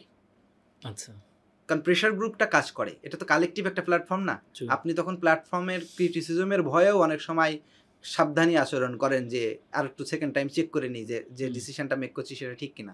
প্রেশার পার্সন বলতে আপনাদের যেমন কায়কোবাদ স্যার, তাদের কথা, বা আপনি সলিমুল্লাহ স্যারের কথাই ধরেন, তার ক্রিটিসিজমও অনেক সময় কারো গায়ে গায়ে লাগে। এরা হচ্ছে প্রেশার পার্সন। ধরেন আপনি রাশেদা চৌধুরীর কথা ধরতে পারেন, পার্সনের ক্ষেত্রে ভাই একটু অ্যাড করি আপনাকে, আপনি কন্টিনিউ করেন যে রিসেন্ট ডিসকাশনে যারা সবচেয়ে বেশি গুরুত্বপূর্ণ ভূমিকা পালন করছে তাদের মানে একাডেমিক ব্যাকগ্রাউন্ড শিক্ষা নিয়ে না, মানে হয়তো তিনি শিক্ষক কোন একটা বিশেষ সাবজেক্টের, কিন্তু তাদের একাডেমিক ব্যাকগ্রাউন্ড শিক্ষা নিয়ে না, তারা পার্সন হিসাবেই কিন্তু রাষ্ট্রকে প্রেসক্রিপশন দিয়েছে এবং সেই প্রেসক্রিপশন ভালো না মন্দ এটা সময় বলে দেবে। কিন্তু যাদের ব্যাকগ্রাউন্ড এডুকেশন নিয়ে তারা পার্সন কিংবা প্রেশার গ্রুপ কোনোটাই কেন ভূমিকা পালন করতে পারছে? এর একটা বড় কারণ আমার কাছে মনে হয় যে বাংলাদেশের সংগঠন করলেই তো রাজনৈতিক পরিচয়টা সামনে চলে আসে সবসময়, যেটাকে পিছনে রেখে অনেক সময় আপনার ব্রডার ইন্টারেস্ট যখন আমরা দেখি যে দেশের একটা স্বার্থে, দেশের স্বার্থটা যদি আপনি দেখেন বা শিক্ষার স্বার্থ যদি দেখেন, তখন এইটা ওভারকাম করা সম্ভব হয়। আব্দুল্লাহ আবু সাঈদ স্যারের একটা বই আছে সংগঠন ও বাঙালি, তো আমি সেখান থেকেই বলি বাঙালি একাই 100, কিন্তু 100 বাঙালি এক করা খুব কঠিন। তাহলে কি অন্য কোনো প্ল্যাটফর্মে হয় না? ইকোনমিক্সের প্ল্যাটফর্ম কি হয় না? সিপিডি কি রোল প্লে করছে না? করছে। কিন্তু এখনো পর্যন্ত দুঃখজনক হলেও সত্যি এডুকেশনের ক্ষেত্রে এই ধরনের প্ল্যাটফর্ম দাঁড়ায় নাই। রাখাল রাহা একটা প্ল্যাটফর্ম দাঁড় করাইছিল শিক্ষা ও শিশু রক্ষা আন্দোলন, শিশির নামে। সেখান থেকে 3 ভুবনের শিক্ষা নামে একটা বইও বের করছে, যদিও তিনি একজন এখন মানে বিতর্কিত ব্যক্তিত্ব এখনকার সময়ে। সেটাও হয়তো উনি ফেসবুকে তার লেখালেখি দিয়ে তিনি হয়তো কিছু গুটি কয়েক মানুষকে দোষারোপ করছেন। এই দোষারোপের রাজনীতিটা তো আছেই, এবং আমরা তো একজন মানুষকে যতক্ষণ না পর্যন্ত কোনো একটা নির্দিষ্ট রাজনৈতিক শিবিরে না ফেলতে পারি ততক্ষণ পর্যন্ত আপনারও অস্বস্তি হয়, আমারও অস্বস্তি হয় যে লোকটা আসলে বুঝলে। তো আমার যেমন আমার নিয়ে আমার স্টুডেন্টদের অস্বস্তি হয়, এবং আমি তখন সবসময় বলি যে আমাকে তোমরা সবসময় বিরোধী দল হিসেবেই কাউন্ট করো আর কি, তাহলে তোমাদের বুঝতে সুবিধা হবে হয়তোবা। তো আমাদের যেটা হয়, আমরা তো আবার মিনিমাইজড হয়ে যাই, আমরা কম্প্রোমাইজড হয়ে যাই অনেক সময়। ধরেন আমি খুব বড় একটা প্ল্যাটফর্ম তৈরি করলাম এবং সেখান থেকে ডিবেট করলাম, এরপরে যদি সচিব ডেকে বা কোনো একটা হয়তো আমাকে প্রধানমন্ত্রী শিক্ষা সফরসঙ্গী বানিয়ে দিল বা প্রধান উপদেষ্টার এখন সফরসঙ্গী বানিয়ে দিচ্ছে, আমরা নানাভাবে বিক্রি হয়ে যাই। তো এডুকেশনের ক্ষেত্রে আমি ইভেন কারিকুলাম নিয়ে যে মুভমেন্টটাই যদি দেখেন, আপনার আইএআর থেকে কিছু কিছু ব্যক্তির হয়তো সংশ্লিষ্টতা ছিল, কিন্তু এইটা হয়তো তারা যদি ইনস্টিটিউশনাল সম্পৃক্ততা, আইআর বলতেও আবার শুধুমাত্র ঢাকা বিশ্ববিদ্যালয় আইআরকেই মিন করে, কিন্তু বাকি 5-6টা ইউনিভার্সিটি যে institute of education and research নামে তাদের প্রতিষ্ঠান আছে, তাদের ইনস্টিটিউট আছে, সেখান থেকে শুধুমাত্র রাইটার হিসেবে ইনক্লুড করে না, বরঞ্চ আপনি এই আলাপে যে কোনো ধরনের পলিসি শিফটে আপনি যখনই যাবেন তখন জনমত হচ্ছে আপনার সাস্টেনেবল পলিসি মেকিং এর 1 নাম্বার শর্ত। তো সেই জনমতটা অ্যাটলিস্ট এডুকেশন ফিল্ডে যারা মেজর স্টেক হোল্ডার বা মাইনর স্টেক হোল্ডারই ধরেন, তাদেরকে সকলকে সাথে নিয়ে যদি আমরা এই ধরনের কাজ করতে পারি তাহলে হতো। এখন এটা হয়নি কেন? এটা হয়নি একটা, আমি বলছি এটার একটা বড় কারণ আমি পলিটিশিয়ানদের বা পলিটিক্সকেই দোষারোপ করতে আমি স্বাচ্ছন্দ্য বোধ করবো, হয়তো বা নিজের দোষটাকে আড়াল করার জন্য হইলেও। কিন্তু আমি বলবো যে আসলে আপনি ওই ধরনের প্ল্যাটফর্ম 2-1টা ছাড়া কোনো প্ল্যাটফর্ম, প্রতিষ্ঠান তো সবগুলোই নষ্ট হয়েছে। আমি বলছি এগুলো তো ভলান্টারি প্রতিষ্ঠান, যেটা আমরা বলছি যে প্রেশার গ্রুপ হিসেবে একটা প্রতিষ্ঠান এডুকেশনের ক্ষেত্রে কাজ করবে, তারা ভলান্টারি প্রতিষ্ঠান। তো আপনার তো শুধু ভলান্টারি না, যারা সরকারি প্রতিষ্ঠানই তো নষ্ট হয়েছে, ইনস্টিটিউশন নষ্ট হয়ে গেছে না, বিচার বিভাগ নষ্ট হয়েছে, শাসন বিভাগ নষ্ট হয়েছে, আইন বিভাগ নষ্ট হয়েছে, নির্বাহী বিভাগ নষ্ট হয়েছে না, নষ্ট হয়েছে। তো আপনার নগর পুড়লে তো দেবালয় এড়াবে এমন কোনো কথা নেই। আপনি প্রতিষ্ঠানের কথা বলছেন, এই প্ল্যাটফর্মে মানুষ কারা আপনি চিন্তা করেন তো। আমি কি শিক্ষক হিসেবে বেশি আগে নিয়োগ পেয়েছি আমি যখন ক্যান্ডিডেট ছিলাম, নাকি আমার পলিটিক্যাল পরিচয়টাকে আপনারা প্রাধান্য দিয়ে আমাকে রিক্রুটমেন্ট করেছেন? আপনি চিন্তা করেন, আপনি যখন একজনকে রিক্রুট করেন কী হিসেবে রিক্রুট করেন? আমরা তো জানি আপনি বেস্ট ক্যান্ডিডেট আমাকে নিয়ে আসবেন, আমি জানি যে বোর্ডে কোন ধরনের কথা বলে ওকে খারিজ করে দেওয়া যায়, আপনি বলে দেন। সেই সময় তো খুব কমন একটা প্র্যাকটিস ছিল যে আপনি বিরোধী যে কোনো দল, আপনি জামাত, বিএনপি, শিবির, যেটা একটা বলে দেন, ওরা চাকরি হবে না। আপনি ব্লেম দিয়ে দিয়েছেন, প্রমাণ করার দরকার নেই। এখন বলছে যে তুমি যে না সেটা প্রমাণ করবে তুমি, আপনার পছন্দ হয় না আপনি তাকে দিয়ে দেন। আপনি যত যে ফার্স্ট হোক, আপনি ক্যান্ডিডেটকে একটা পরিচয় আপনি ইয়ে করে দেন, যেহেতু জাস্ট আপনি পছন্দ করেন না বলে। তো এইভাবে আমরা আমি বলছি আইআর থেকে আমাদের একটা অ্যালামনাই অ্যাসোসিয়েশন ছিল, এটা এত হাইলি পলিটিসাইজড করা হয়েছে। তা আমি বলি যে কিছু কিছু সময় মানে যখন আমরা ওভার পলিটিসাইজেশন করি, that is harmful for politics itself. এটা রাজনীতির জন্যও খারাপ। আপনি রাইট গাইডলাইন্স তো রাজনীতিবিদরাও পাচ্ছেন আপনাদের কাছে। কারণ এটা তো বললাম, আপনি তো পছন্দের লোক ঢুকিয়ে দিয়েছেন। আপনি যে ওষুধ সবসময় খাইতে স্বাদের, তাতে সবসময় রোগ সারে না। আপনাকে যখন ওষুধ, আপনি ডাক্তারের উপর ভরসা করবেন, তখন ডাক্তারের পরামর্শ মতোই আপনাকে ওষুধ নিতে হবে এবং সেবন করতে হবে, এবং সেই সাথে যে সকল বিধি নিষেধ দেবে সেটাও ফলো করতে হবে। আপনি বিধি নিষেধ মানবেন না, শুধু ওষুধ খেয়েও সবসময় সারে না। তো আমি বলছি যে এই জায়গাটা আমাদের নাই। এক হচ্ছে রাষ্ট্রও চায় নাই, দুই হচ্ছে আপনি চান নাই যে দেশে গুণীর কদর নেই, সেখানে গুণী জন্মাবে না, এটা খুব স্বাভাবিক। কিন্তু ক্ষেত্র বিশেষে হয়তো কখনো কখনো ইতিহাসে এমন এমন সময় আসে যেগুলোকে আমরা নবজাগরণ বা রেনেসাঁস বলি, যখন হয়তো গুটি কয় মানুষ বা একদল মানুষ তারা চিন্তা করে যে রাষ্ট্র না চাইতে পারে, আমাদের চাওয়া উচিত রাষ্ট্রকে বদলানোর জন্য। আমার কাছে মনে হয় সেই টাইমটা এখন আমরা আসে নাই আর কি, টাইমটা আসে নাই। এটা বললাম তো, যেটা হয়তো আমার গাফিলতিটাকে আপনার জাস্টিফাই করার জন্য বলতে পারি, কিন্তু সামহাও আসে নাই। এখন আসবে, কারণ হচ্ছে নিয়াজ আসাদুল্লাহ আছে, প্রফেসর নিয়াজ আসাদুল্লাহ, উনি ইকোনমিক্স অ্যান্ড এডুকেশন নিয়ে কাজ করেন। উনারা একটা প্ল্যাটফর্ম তৈরি করেছেন এডুকেশন রিলেটেড। শিক্ষা ও শিশু রক্ষা আন্দোলন তো ছিল, আরও হয়তো কিছু এডকাস্টের মতো একটা প্ল্যাটফর্ম, আপনারাও তো বলবো যে এটা পোস্ট জুলাই ইনভেনশন, অথবা হয়তো আপনার ব্রেন চাইল্ড আরও আগেই ছিল ব্রেনের মধ্যে, পরে আপনি এটাকে নিয়ে এসেছেন। সো আমার কাছে মনে হয় যে এরকমভাবে হচ্ছে, কিন্তু হয়তো যদি আমরা কখনো একটা কালেকটিভ একটা প্ল্যাটফর্মে আসতে পারি, যে একটা আমব্রেলার নিচে অথবা একটা পাটাতনের উপরে, যে সেখানে এডকাস্ট আসবে, সেখানে লাইট অফ হোপ আসবে, সেখানে আলোকিত হৃদয় ফাউন্ডেশন আসবে, অল দ্য স্টেক হোল্ডার্স যারা একসাথে এসে তাদের একটা গ্রুপ অফ পিপল হবে যারা নাকি প্রেশার গ্রুপ হিসেবে কাজ করতে পারবে, এবং সরকারের যে সকল কাজ সেগুলোর গঠনমূলক সমালোচনা করে একটা সুনির্দিষ্টভাবে তারা কিছু রেকমেন্ডেশন দিতে পারবে, যেটা নাকি আমাদের শিক্ষাক্ষেত্রে উন্নয়নের জন্য কাজ করতে পারে। এই ধরনের পসিবিলিটি আমি দেখি, বাট এটা হয় না। আর একটা প্রশ্ন আপনি শুরুতে করছিলেন যে ইনস্টিটিউশনগুলোর ক্ষেত্রে যে কোয়ালিটির কম্প্রোমাইজেশন বা রিসোর্সের স্বল্পতা।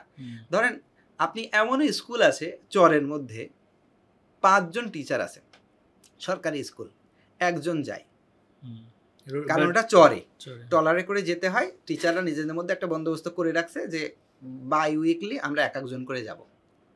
আবার এমন স্কুল আছে যেখানে হয়তো 5টা পোস্ট আছে, 2 জন বর্তমানে পোস্টিং আছে 2 জন টিচারের। এখন ধরেন সেই 2 জন টিচার ঢাকা ইউনিভার্সিটির 2 জন টিচার, ধরেন স্টুডেন্ট, ঢাকা ইউনিভার্সিটির 2 জন স্টুডেন্ট, এখন প্রাইমারি স্কুলের 2 জন টিচার যারা ওখান থেকে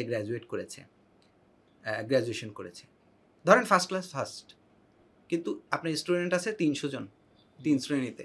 আপনি এই 2 জন দিয়ে কিভাবে আপনি কোয়ালিটি মেনটেন করে ক্লাস পরিচালনা করবেন? কোয়ান্টিটেটিভ আলাপটাও অনেক ক্ষেত্রে জরুরি, আমরা যেটা রিসোর্সের ক্ষেত্রে করি না। আপনি ঘাটতিগুলো দেখেন না, প্রাইমারি স্কুলের টয়লেট কারা পরিষ্কার করছে? ছাত্র জীবনে আমরা করছি। তা আপনি কি আপনার বাচ্চাকে টয়লেট পরিষ্কার করতে পাঠান স্কুলে? ব্যাপারটা ওই রকম না। এখন অনেকে বলতে পারে না ওটা একটা স্কিল শিখে রাখলো, এগুলো হচ্ছে দুর্জনের ছলের অভাব হয় না, সে ওই কথাটা আপনাকে বলবে যে এই জন্য ওটা ওনাকে দিয়ে করালাম। তা করার তো দরকার নেই।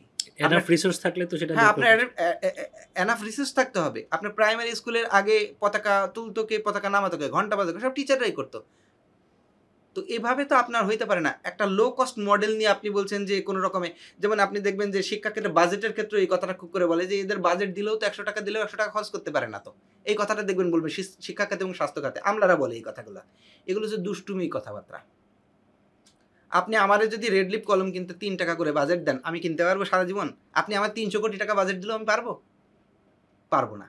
বাজেটটা তো সুনির্দিষ্ট, কারণ আপনি সুনির্দিষ্ট করে দিয়েছেন। আপনি এমন এমন শর্তের বেড়া জালে আমাকে ছেড়ে দিয়েছেন, আমি প্রোগ্রামেন্টেই যাইতে পারবেন না। আপনি এটা যারা প্রোগ্রামেন্টের সাথে জড়িত আছে তারা বলতে পারবে।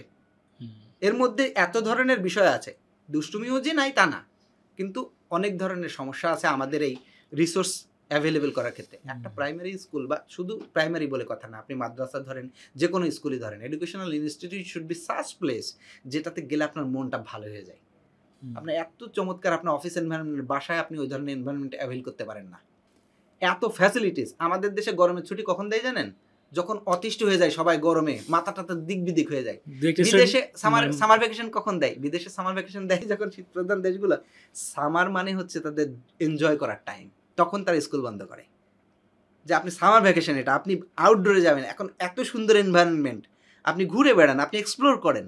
আর আমরা আপনাকে সামার ভ্যাকেশন তখন দেবো যখন আপনি শুধু ফ্যানের নিচে বসে থাকতে পারবেন, বাইরে কোথাও মুভ করতে পারতেছেন, আপনাকে সামার ভ্যাকেশন দেওয়া হয়েছে। তো এগুলো আমার মনে হয় যে চিন্তা করার সময় এসছে। আপনি স্কুলগুলোর ডিজাইন দেখেন এত মনোটোনাস, ওয়াই? এটা তো একটা লার্নিং ইনস্টিটিউশন, এখানে শিশুরা মুভ করে, তাহলে আপনি শিশুর মোবিলিটিকে মাথায় রাখবেন না? তার বেসিনের উচ্চতা তো আর নর্মাল একজন প্রাপ্তবয়স্কের সমান হবে না। তার কোমরটা আপনার সেফটি সিকিউরিটির বিষয় আছে না অনেক, আপনি সেগুলো রাখবেন না? আপনি স্কুলগুলোতে যে দেখেন তো কি অবস্থা। একদম রিসেন্ট একটা মানে- মানে আপনাকে লিঙ্ক করি। আমি আমাদের সরকারি আবাসিক কোয়ার্টার আছে মিরপুরে, অনেকগুলো ভবন তৈরি হচ্ছে। ওখানে আমি প্রায় আসা যাওয়া করতে দেখি যে অনেক উঁচু উঁচু ভবন, 16 তলা মানে আবাসিক ভবন এবং বিশাল মসজিদ, পাশে একটা ছোট্ট স্কুল, এবং স্কুলটা এত অল্প জায়গার মধ্যে এল শেপে করা হয়েছে যে কোনো মতে অ্যাকোমোডেট করা একটা জায়গা, যে এইটা থাকতে হবে তাই রাখা, এবং এটাকে যতটা কম জায়গার মধ্যে অ্যাকোমোডেট করা যায়, এবং 4 তলা সম্ভবত স্কুলটা প্রাইমারি স্কুল। তো হঠাৎ করে আমার মনে হলো যে এই স্কুলটা তো অন্যরকম ডিজাইন হতে পারতো, যেহেতু এখানে সরকারের দায়িত্বপ্রাপ্ত কর্মকর্তারা থাকবে, তাদের শিক্ষার্থী, এই কথা চিন্তা করেও যদি স্কুলটাকে একটু আধুনিক ডিজাইনে জি।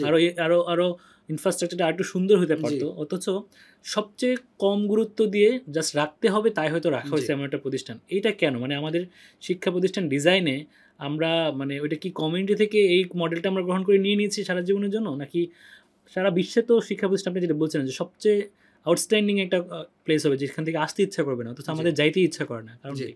এই কারণ এটা হলো, এক হচ্ছে আমরা গরিব, আমাদেরকে যদি যখন সরকার একটা অনুমোদন দেয় একটা স্কুলের, আমরা সবাই খুশি হয়ে যাই। স্কুলে মনে করেন টিচাররা মিলাদ টিলাদ করে, কারণ এতদিন তো কিছুই ছিল না, এখন তো তাও কিছু একটা আসতেছে এটা। আর একটা হচ্ছে চিন্তার দারিদ্রতা, মানে এই স্কুল তো আপনার শিক্ষা প্রকৌশল অধিদপ্তর একটা ডিজাইন করেছে, এটা হচ্ছে তার চিন্তার দারিদ্রতা। সে মনে করছে এখানে যেহেতু মাঠ নেই, তাহলে তার চিন্তা করা উচিত ছিল একটা ফ্লোর এমনভাবে করা যেন ইনডোরে, যেমন আপনি উদয়ন স্কুলে কখনো গেছেন কিনা, ফুলার রোডে, ওরা দেখবেন যে সব ওই যে গ্রাউন্ড ফ্লোরটা তো একদম ফ্রি, ওখানে খেলাধুলা করে তারা, ওদেরও কিন্তু খেলার মাঠ নেই।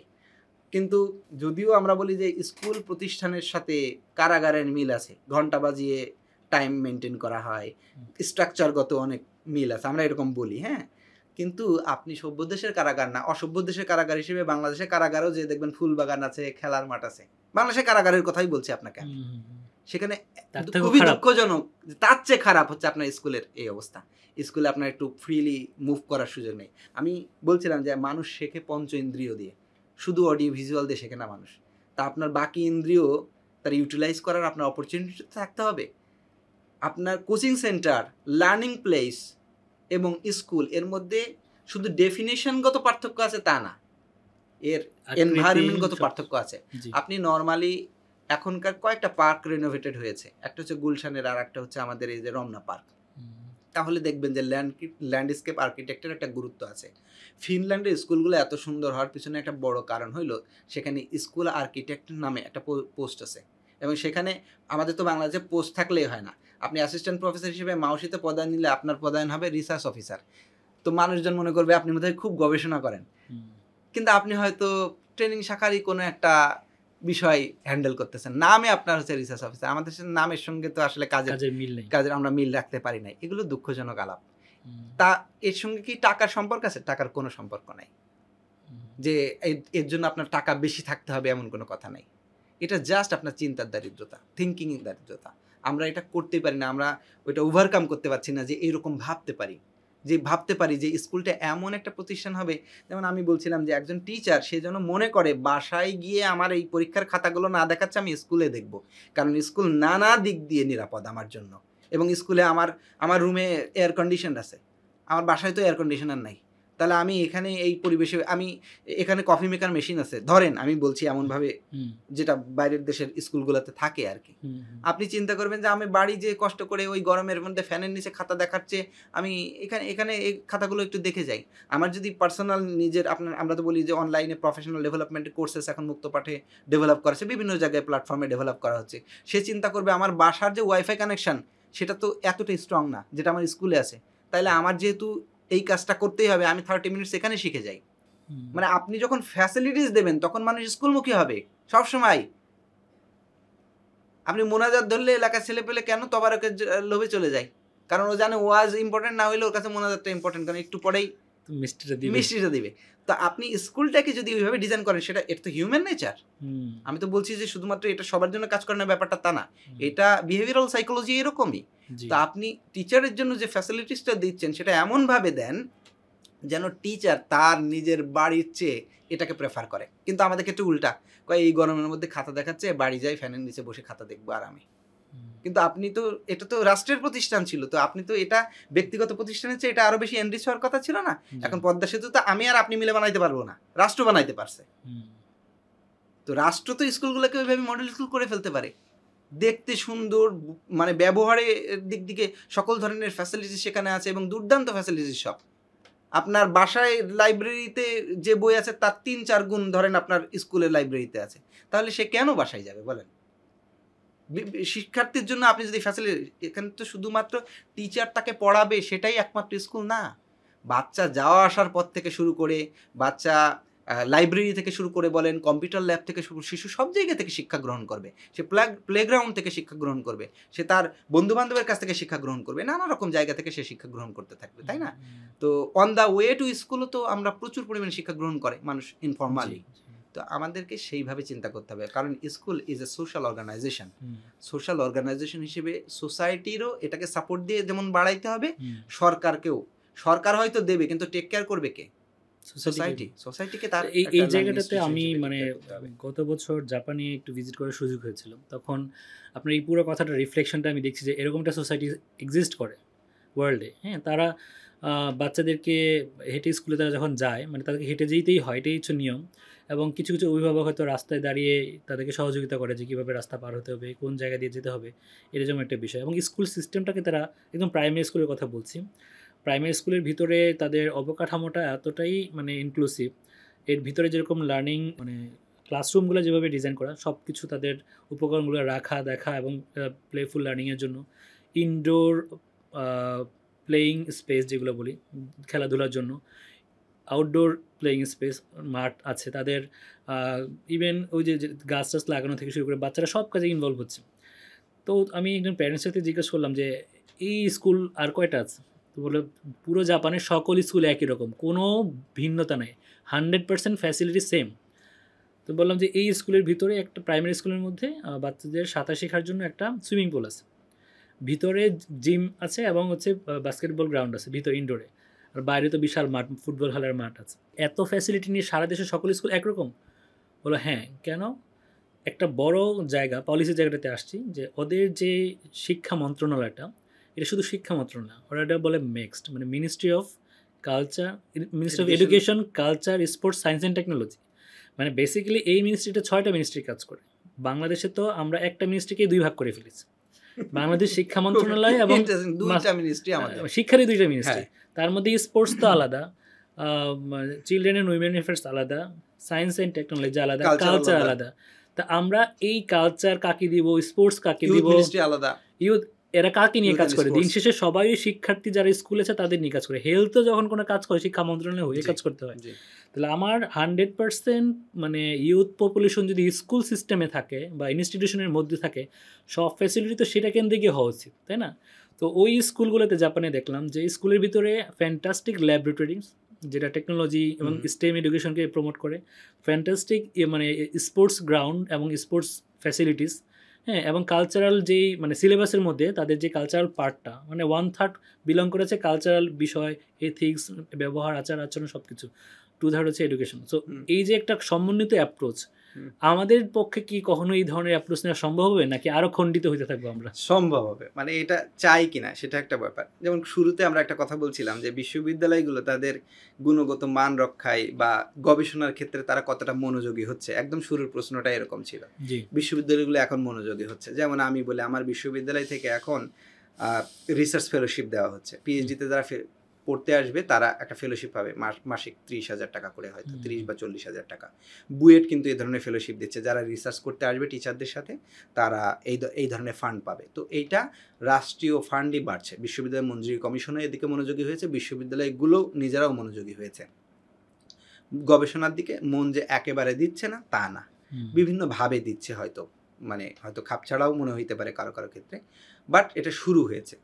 আমাদের বিশ্ববিদ্যালয়ে, নোয়াখালী বিজ্ঞান ও প্রযুক্তি বিশ্ববিদ্যালয়ের র্যাঙ্কিং উন্নীতকরণ বিষয়ক একটা আলাদা সেল তৈরি করা হয়েছে, যে আমাদের র্যাঙ্কিংয়ে যদি সম্মানজনক পজিশনে আমরা আসতে চাই তাহলে কোন কোন দিকে আমাদের মনোযোগী হইতে হবে, এবং সে অনুযায়ী কার্যক্রমও শুরু হয়েছে।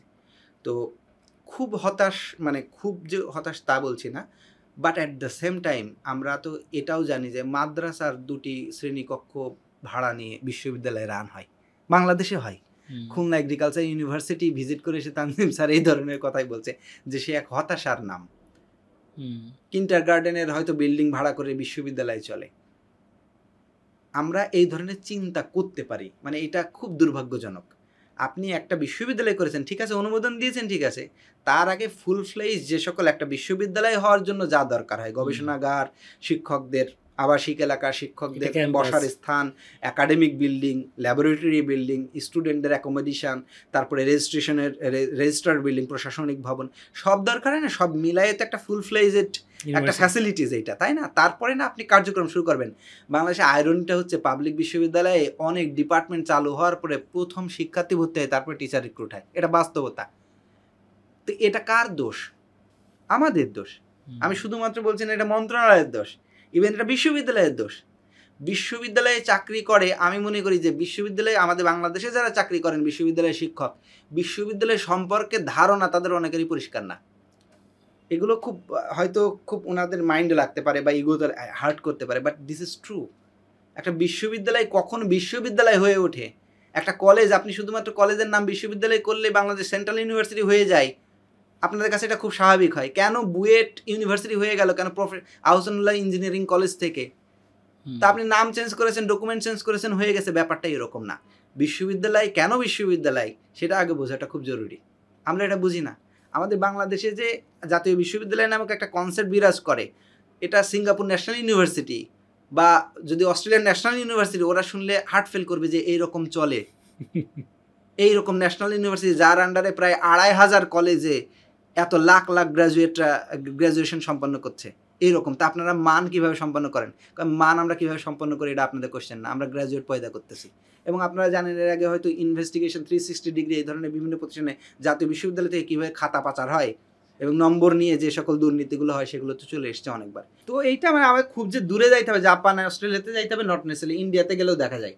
ইন্ডিয়ায় অনেক বিশ্ববিদ্যালয় আছে, যেমন প্রেসিডেন্সি ইউনিভার্সিটিতে হয়তো কিছু কিছু প্রোগ্রাম ওরা এখন আন্ডারগ্র্যাড রান করে প্রোগ্রাম, কিন্তু ওদের অ্যাফিলিয়েটেড যে সকল কলেজগুলো আছে সেখান থেকে ওরা আন্ডারগ্র্যাড স্টুডেন্ট আসে।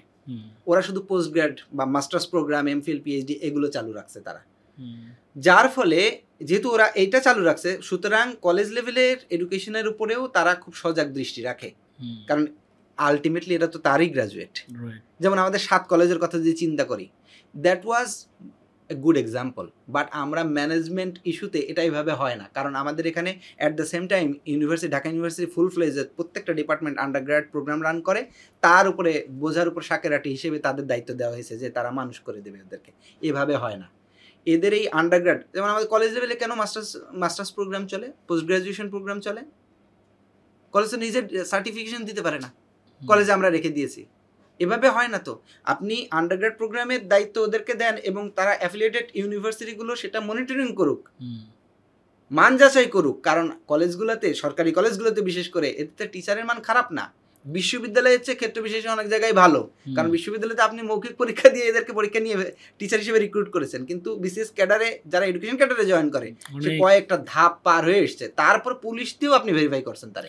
ইনভেন্ট আসার পরেও তো তাকে প্রচুর ট্রেনিং দিচ্ছে না, আমি সেটা বলছি যে তাহলে একজন ঢাকা বিশ্ববিদ্যালয়ের গ্র্যাজুয়েট, সে একটা কলেজে জয়েন করছে, সরকারি কলেজে বিসিএস দিয়ে, তার একজন বন্ধু জয়েন করছে একটা বিশ্ববিদ্যালয়ে, তারপরে 10 বছর পরে এদের মধ্যে তফাৎ হয়ে যাচ্ছে, তার গ্র্যাজুয়েটদের মধ্যে তফাৎ হয়ে যাচ্ছে। কেন? কারণ সে অ্যারেঞ্জমেন্ট আপনি ওইভাবে রেখেছেন। আমি যেটা সবসময় বলি যে প্রসেস, আমরা অনেক সময় প্রোডাক্টের দিকে এত বেশি মনোযোগী হই, প্রসেস নিয়ে আমরা খুব একটা মাথা ঘামাই না।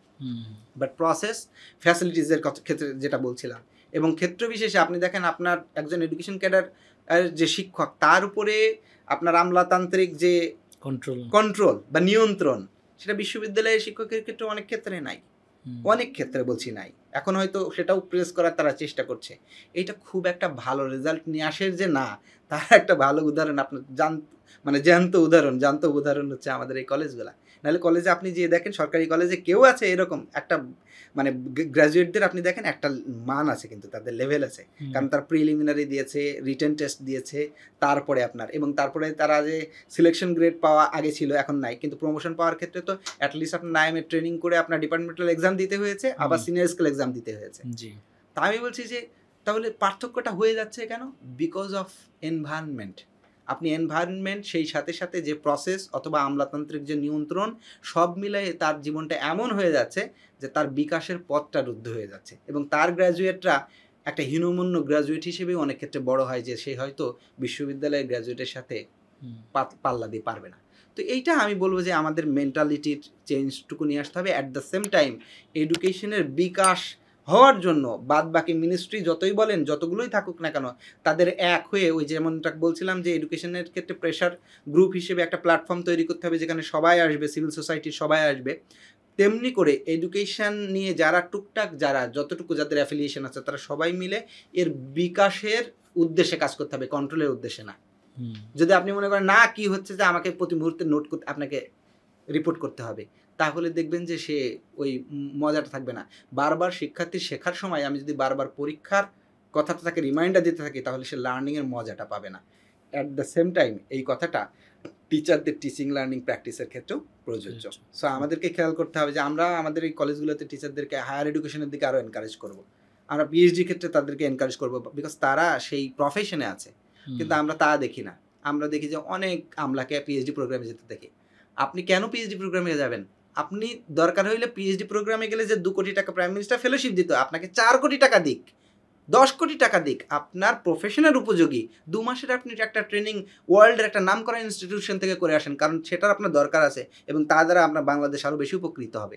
আপনি 5 বছর ধরে আপনি ইয়ে করতেছেন, পরবর্তীতে মনে করছেন যে এইটা আপনার একটা ব্রেকও হইলে, একটা ছুটিও কাটায় আসলাম, বিদেশে 5 বছর থাকলাম, এই কনসেপ্ট থেকে বের হতে হবে আমাদেরকে। বরঞ্চ তাদেরকে আপনি আরও এক্সপেন্সিভ দেন। আচ্ছা 5 বছর না, আপনার যদি 10 বছরের লাগে কিছু কিছু ডিপ্লোম্যাট তৈরি করতে, সেটাও আনেন, কিন্তু এই যে একাডেমিক প্রোগ্রাম পিএইচডিতে আপনি তাদেরকে পাঠাচ্ছেন, it doesn't work that way. আপনি শর্ট টার্ম ট্রেনিং নেন, 1 বছরের প্রোগ্রাম নেন, যেটা নাকি তার পেশার সাথে সংশ্লিষ্ট, এবং তার মধ্য দিয়ে এটা এক্সপেন্সিভ হোক, সমস্যা নেই। আপনি একজন মাস্টারকে 60 লাখ টাকা দিয়ে পিএইচডি করতে পাঠান, 5 বছরে করে আসুক, সমস্যা নেই। আর তার যদি 6 কোটি টাকা লাগে, আপনি আমলাকে 6 কোটি টাকাই দেন, because that profession demands that training. কিন্তু আপনি ওই একটা এখন জেবিএসসির মতো ওয়ার্কশপ, আপনি এগুলো অনেক ধরনের, আপনারা জানেন যে অনেক ধরনের এই আমলাতান্ত্রিক সিস্টেমের মধ্যে ফেলাই দিয়েছেন, যেখানে যে প্রোগ্রামে টিচারে যাওয়ার কথা সেখানে যাচ্ছে একজন আমলা, যেখানে হয়তো একজন ডাক্তারের কাছে যাওয়ার কথা ছিল সেখানে আরেকজন যাচ্ছে। এই সিস্টেম থেকে আমাদের মনে হয় বের হয়ে আসলে, এটা আমি বলছি যে it is not for the sake of you or me, মানে আপনার আমার সুবিধার দেখছি না। আমরা যদি রাষ্ট্রের দেশের দিক দিয়ে দেখি, আপনি যদি একটা ম্যাক্রো লেভেল থেকে দেখেন, ন্যাশনাল লেভেল থেকে দেখেন, তাহলে এটাতে বেনিফিটেড সবাই হবে। কারণ আমি কখনোই একজন আমলার বিকল্প না, আবার আমরা কখনোই একজন শিক্ষকের বিকল্প না। এবং এই মুখোমুখি দাঁড় করানোর যে কালচার বা পলিটিক্স, এটা খুব হার্মফুল। এটা at the end of the day কেউ উইন করে না, আমিও লুজার হই, সেও লুজার হয়। ভাই অনেক আসলে আমরা হট ডিসকাশন করলাম based on our experience in the system, but আমি একটু আসার কথা শুনতে চাই। আপনি রিসেন্টলি ইউএসএ গিয়েছিলেন হার্ভার্ডে একটা প্রোগ্রামে। সো ওখানে আপনি নিশ্চয়ই অনেক দেশের মানুষের সাথে পরিচয় হয়েছে, যোগাযোগ হয়েছে। তারা হার্ভার্ড ইজ এ প্লেস যেখানে আসলে মানুষজন ফ্রেশ নলেজ ক্রিয়েট করে, এবং ওইটার রেজাল্ট কিন্তু সারা বিশ্বব্যাপী মানুষ পায়। তো আপনার ওই হার্ভার্ডের ছোট্ট একটু গল্প শুনতে চাই, যে কী প্রোগ্রামে গিয়েছিলেন এবং এখানে আসলে আর কীভাবে আমরাও সম্পৃক্ত হতে পারি। হ্যাঁ, ওইটা হচ্ছে খুব ইন্টারেস্টিং, মানে নানাভাবে ইন্টারেস্টিং। আমি বলছি যে ওইটা একটা স্টুডেন্ট অর্গানাইজড কনফারেন্সে গেছিলাম, যেখানে হার্ভার্ডের স্টুডেন্ট অর্গানাইজড বলতে আমি বুঝাইছি যারা আন্ডারগ্র্যাড স্টুডেন্ট, স্নাতক লেভেলের যে সকল শিক্ষার্থী, তারা এই প্রোগ্রামটা অর্গানাইজ করে। ওয়ার্ল্ড ওয়াইড থেকে, বিশ্বের বিভিন্ন দেশ থেকে নোবেল লরেটদেরকে কমিউনিকেট করে তাদেরকে নিয়ে আসা, আমাদের মতো মুরব্বীদের ইন্টারভিউ নিয়ে সিলেক্ট করা থেকে শুরু করে পুরা program was organized by that fresh, মানে একদম নবীন যারা আন্ডারগ্র্যাড লেভেলে পড়াশোনা করছে। সো এটা একটা আমাদের জন্য লার্নিং, এই যে আমরা চাইলে পারি, আমাদের স্টুডেন্টরা পারে। আমি এটা বলছি, আমরা তো অনেক সময় শিক্ষকরাও অনেক সময় সাহস করি না, আমাদের মধ্যে জড়তা কাজ করে, কিন্তু this was one kind of learning, যে এইরকম তারা করতে পারে। 2 নাম্বার হচ্ছে, দেখেন বিশ্ববিদ্যালয়, হার্ভার্ড ইউনিভার্সিটি নিশ্চয়ই তাদেরকে ওই ফ্যাসিলিটিসগুলো কিন্তু দিয়েছে। আমাদের ক্ষেত্রে অনেক সময় আমরা জড়তা কাজ করে, আবার আমরা অনেক সময় ওই যে আমরাও নিয়ন্ত্রণ করার চেষ্টা করি যে এটা কি করবে না করবে, এটা হবে না কিনা, অনেক সময় আমরা এনকারেজ করি না। এবং আমাদেরও যে তাদের সঙ্গে কোঅপারেটিভ রোল প্লে করার দরকার হয়, ক্ষেত্র বিশেষে কিছু ফান্ডিংও যে দিতে হয়, আমরা অনেক সময় কার্পণ্য করি। কিন্তু আমি বলছি যে কেবলমাত্র ল্যাব আর কেবলমাত্র ক্লাসরুম থেকে শিশুরা শিখবে না, শিশুরা নানা কাছ থেকে শিখবে। এখান থেকে তারা রিস্ক ম্যানেজমেন্ট শিখবে, নিগোসিয়েশন শিখবে, কমিউনিকেশন শিখবে, ম্যানেজমেন্ট স্কিলসগুলো তারা হাতে কলমে শিখবে। কারণ বইয়ের জ্ঞান আর হাতে কলমে বাস্তবের জ্ঞানের মধ্যে অনেক তফাৎ আছে। তো সেইটা আমরা দেখলাম যে তারা সুন্দরভাবে অর্গানাইজ করেছে এবং তারা এই কনফারেন্সটা প্রতি বছর 2 জায়গা হয়। ফেব্রুয়ারিতে হয় হার্ভার্ডে, আর বোধহয় অক্টোবরের দিকে হবে জাপানে। এশিয়ান কোনো একটা কান্ট্রিতে তারা যেহেতু এটা অর্গানাইজ করবে। কনফারেন্সের নাম হচ্ছে HPR, Harvard conference, Harvard project for Asia and international relations, এই নামে হচ্ছে তাদের কনফারেন্সটার নাম। এশিয়া এবং ইন্টারন্যাশনাল রিলেশনসকে ফোকাস করে তারা এই কনফারেন্সটা আয়োজন করে, যেখানে বিভিন্ন লেভেলের বক্তারা আসেন। যেমন আমার খুব ইন্টারেস্টিং লেগেছিল, একজন ইকোনমিক্সের একজন নোবেল লরেট এসেছিলেন, তার আলাপটা আমরা সরাসরি ওখানে শুনলাম। আর কোয়েশ্চেন আনসারের মধ্য দিয়ে গেল, বিভিন্ন ধরনের কথা আলাপ হলো। আর একটা প্রজেক্ট আছে যেটা টেড টকেও পাওয়া যায়, যে হার্ভার্ড মেডিকেল স্কুলে একটা রিসার্চ করে প্রায় 160 বছর বয়সী গবেষণাটা, সেটা হচ্ছে সুখী জীবনের ভিত্তি কি, এর উপরে একটা টেড টকও আছে। ওই ভদ্রলোকই এসেছিলেন, এখন যিনি প্রজেক্ট ম্যানেজার হিসেবে কাজ করছেন, তিনি বললেন যে তাদের এই গবেষণাটা নিয়ে। তো দেখেন, একটা দীর্ঘ সময় ধরে কিন্তু তারা এই গবেষণাটা কন্টিনিউ করেছে। এটাও একটা লার্নিংয়ের বিষয়। আপনি যদি আমার মন্ত্রণালয় থেকে 2 বছরের বাজেট দিয়ে শুধু বলেন যে কবে রেজাল্ট দেখাতে পারবেন, সব রেজাল্ট কিন্তু 2 বছর 5 বছরে আসে না। কিছু কিছু সময় মানে যদি অনেক সময় লঙ্গিচুডিনাল যে স্টাডিগুলোর কথা বলি আমরা, 10 বছর 15 বছর মেয়াদি নিতে হয়। আপনি যদি নতুন কারিকুলামের ইম্প্যাক্ট দেখতে চান, অ্যাটলিস্ট আপনাকে 12 বছর ওয়েট করতে হবে। সেই ধৈর্যটুকু আমাদের মন্ত্রণালয়ের মানুষদের আছে কিনা আমি জানি না। ওনাদের থাকে না, কারণ হচ্ছে বেশিরভাগেরই রিটায়ারমেন্টের সময় চলে যায় এবং সে চিন্তা করে আমি থাকতে থাকতে কাজটা শেষ দেখে যেতে চাই। এটা তো একটা ব্যাটন রাইসের মতন, আপনি আপনার ব্যাটনটা পরবর্তী জনের কাছে দিয়ে যাচ্ছেন, না হলে তো প্রোগ্রেস করে না।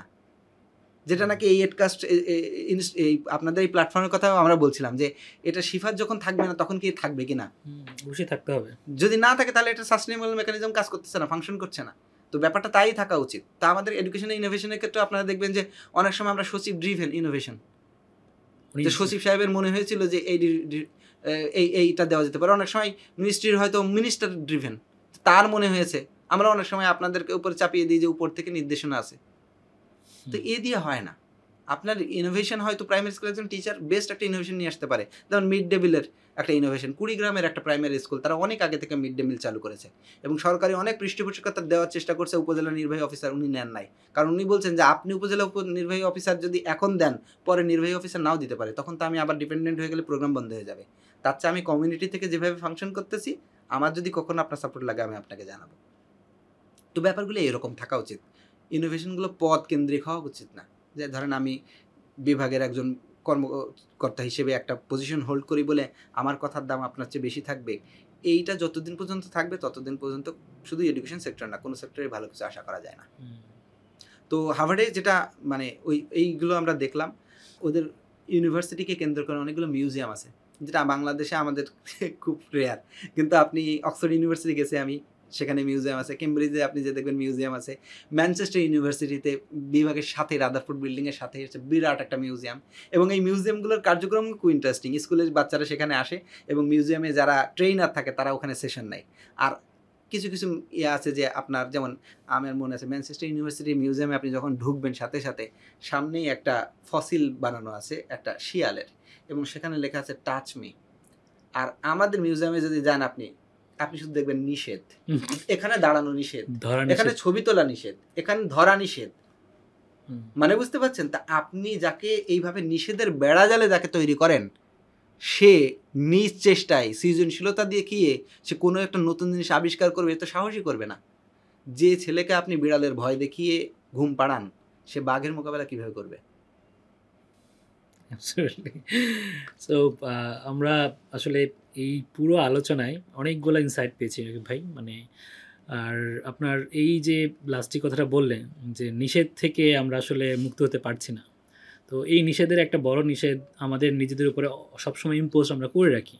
আমরা যেহেতু ছোটোবেলা থেকেই নিষেধাজ্ঞা পেয়ে পেয়ে বড় হই, আমাদের মধ্যে একটা সেলফ সেন্সর কাজ করে। মানে আমরা কোনো কিছু বলতে গেলে, কোনো কিছু শেয়ার করতে গেলে, কোনো কিছু চিন্তা করতে গেলে সবসময় ভাবি এটা বোধহয় হবে না। এই যে আমরা নেগেটিভটা আগে চিন্তা করে করতে চাই, এই কারণে আমাদের বড় চিন্তা করার বা বড় কিছু করে ফেলার সাহসটা হয়তো তৈরি হয় না। এটা এটা একটা কারণ হতে পারে। রাকিব ভাই, আমরা আলোচনাটা শেষ করব একটা ইম্পর্টেন্ট মানে কোয়েশ্চেন বলতে পারেন, আপনার কাছে আমি এই যে জিনিসটা জানতে চাই। ধরেন বাংলাদেশ বর্তমানে সব দিক দিয়ে একটা ট্রানজিশন ফেজের মধ্যে আছে। এই ট্রানজিশন ফেজে আমরা হয়তো আশা করছি পরবর্তীতে একটা রাজনৈতিক দলও আমাদের দেশকে মানে এগিয়ে নিয়ে যাবে। তো এই মুহূর্তে আমরা একটা খুব স্থিতি অবস্থার মধ্যে যদি থাকি বলি, তাহলে পরবর্তী যারা আমাদের মানে শিক্ষা, স্বাস্থ্য এবং সারা অর্থনীতি সব কিছুকে ড্রাইভ করবে, যে রাজনৈতিক দল, তাদের কাছে শিক্ষা নিয়ে তাদের ইশতেহার কেমন হওয়া উচিত? মানে কি কি বিষয়গুলো তারা অবশ্যই নজর দিতে হবে, না হলে এই দেশ সামনে আর এগোতে পারবে না।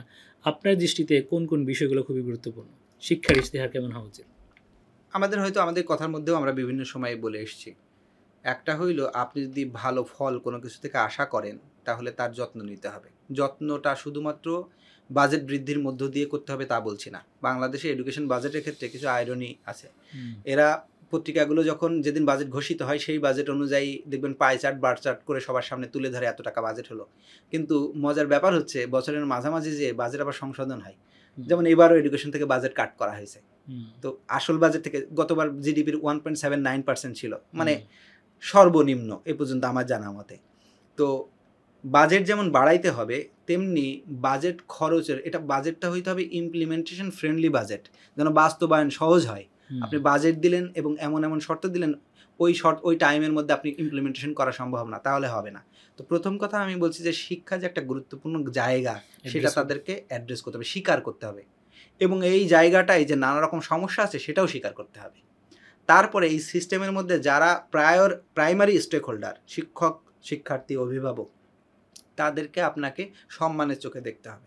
সেই সম্মানটা, যেমন আমি বলি যে একজন মানুষকে আপনি পোলাও খুব অবহেলা করে খেতে দিতে পারেন, আবার অনেক সময় ডিম ভাজি, আলু ভর্তা দিয়ে ভাতও খুব যত্ন সহকারে খেতে দিতে পারেন। সুতরাং সম্মান যখন আমরা করি শিক্ষকদেরকে, শিক্ষকরা কিন্তু সবাই টের পায় এটা। কিন্তু আপনি পুলিশ বাহিনীকে লেলিয়ে দিয়ে অথবা রাষ্ট্রের যে নিয়ন্ত্রণ যন্ত্র, পেপার স্প্রে করে আপনি শিক্ষকদেরকে হটিয়ে দিচ্ছেন, তাদের দাবি না শুনে, দু একজন না মূল্যে আপনি মনে করছেন না তাদের কাছে যে তাদের দাবিটা শোনা টাইম হয়েছে। আপনার এদেশের প্রধানমন্ত্রী তো, সাবেক প্রধানমন্ত্রী তো বলেছে যে ওরা আন্দোলন করছে, যে আন্দোলন করতে থাকুক, বিশ্ববিদ্যালয়ের শিক্ষকদেরকে উনি বলেছিলেন।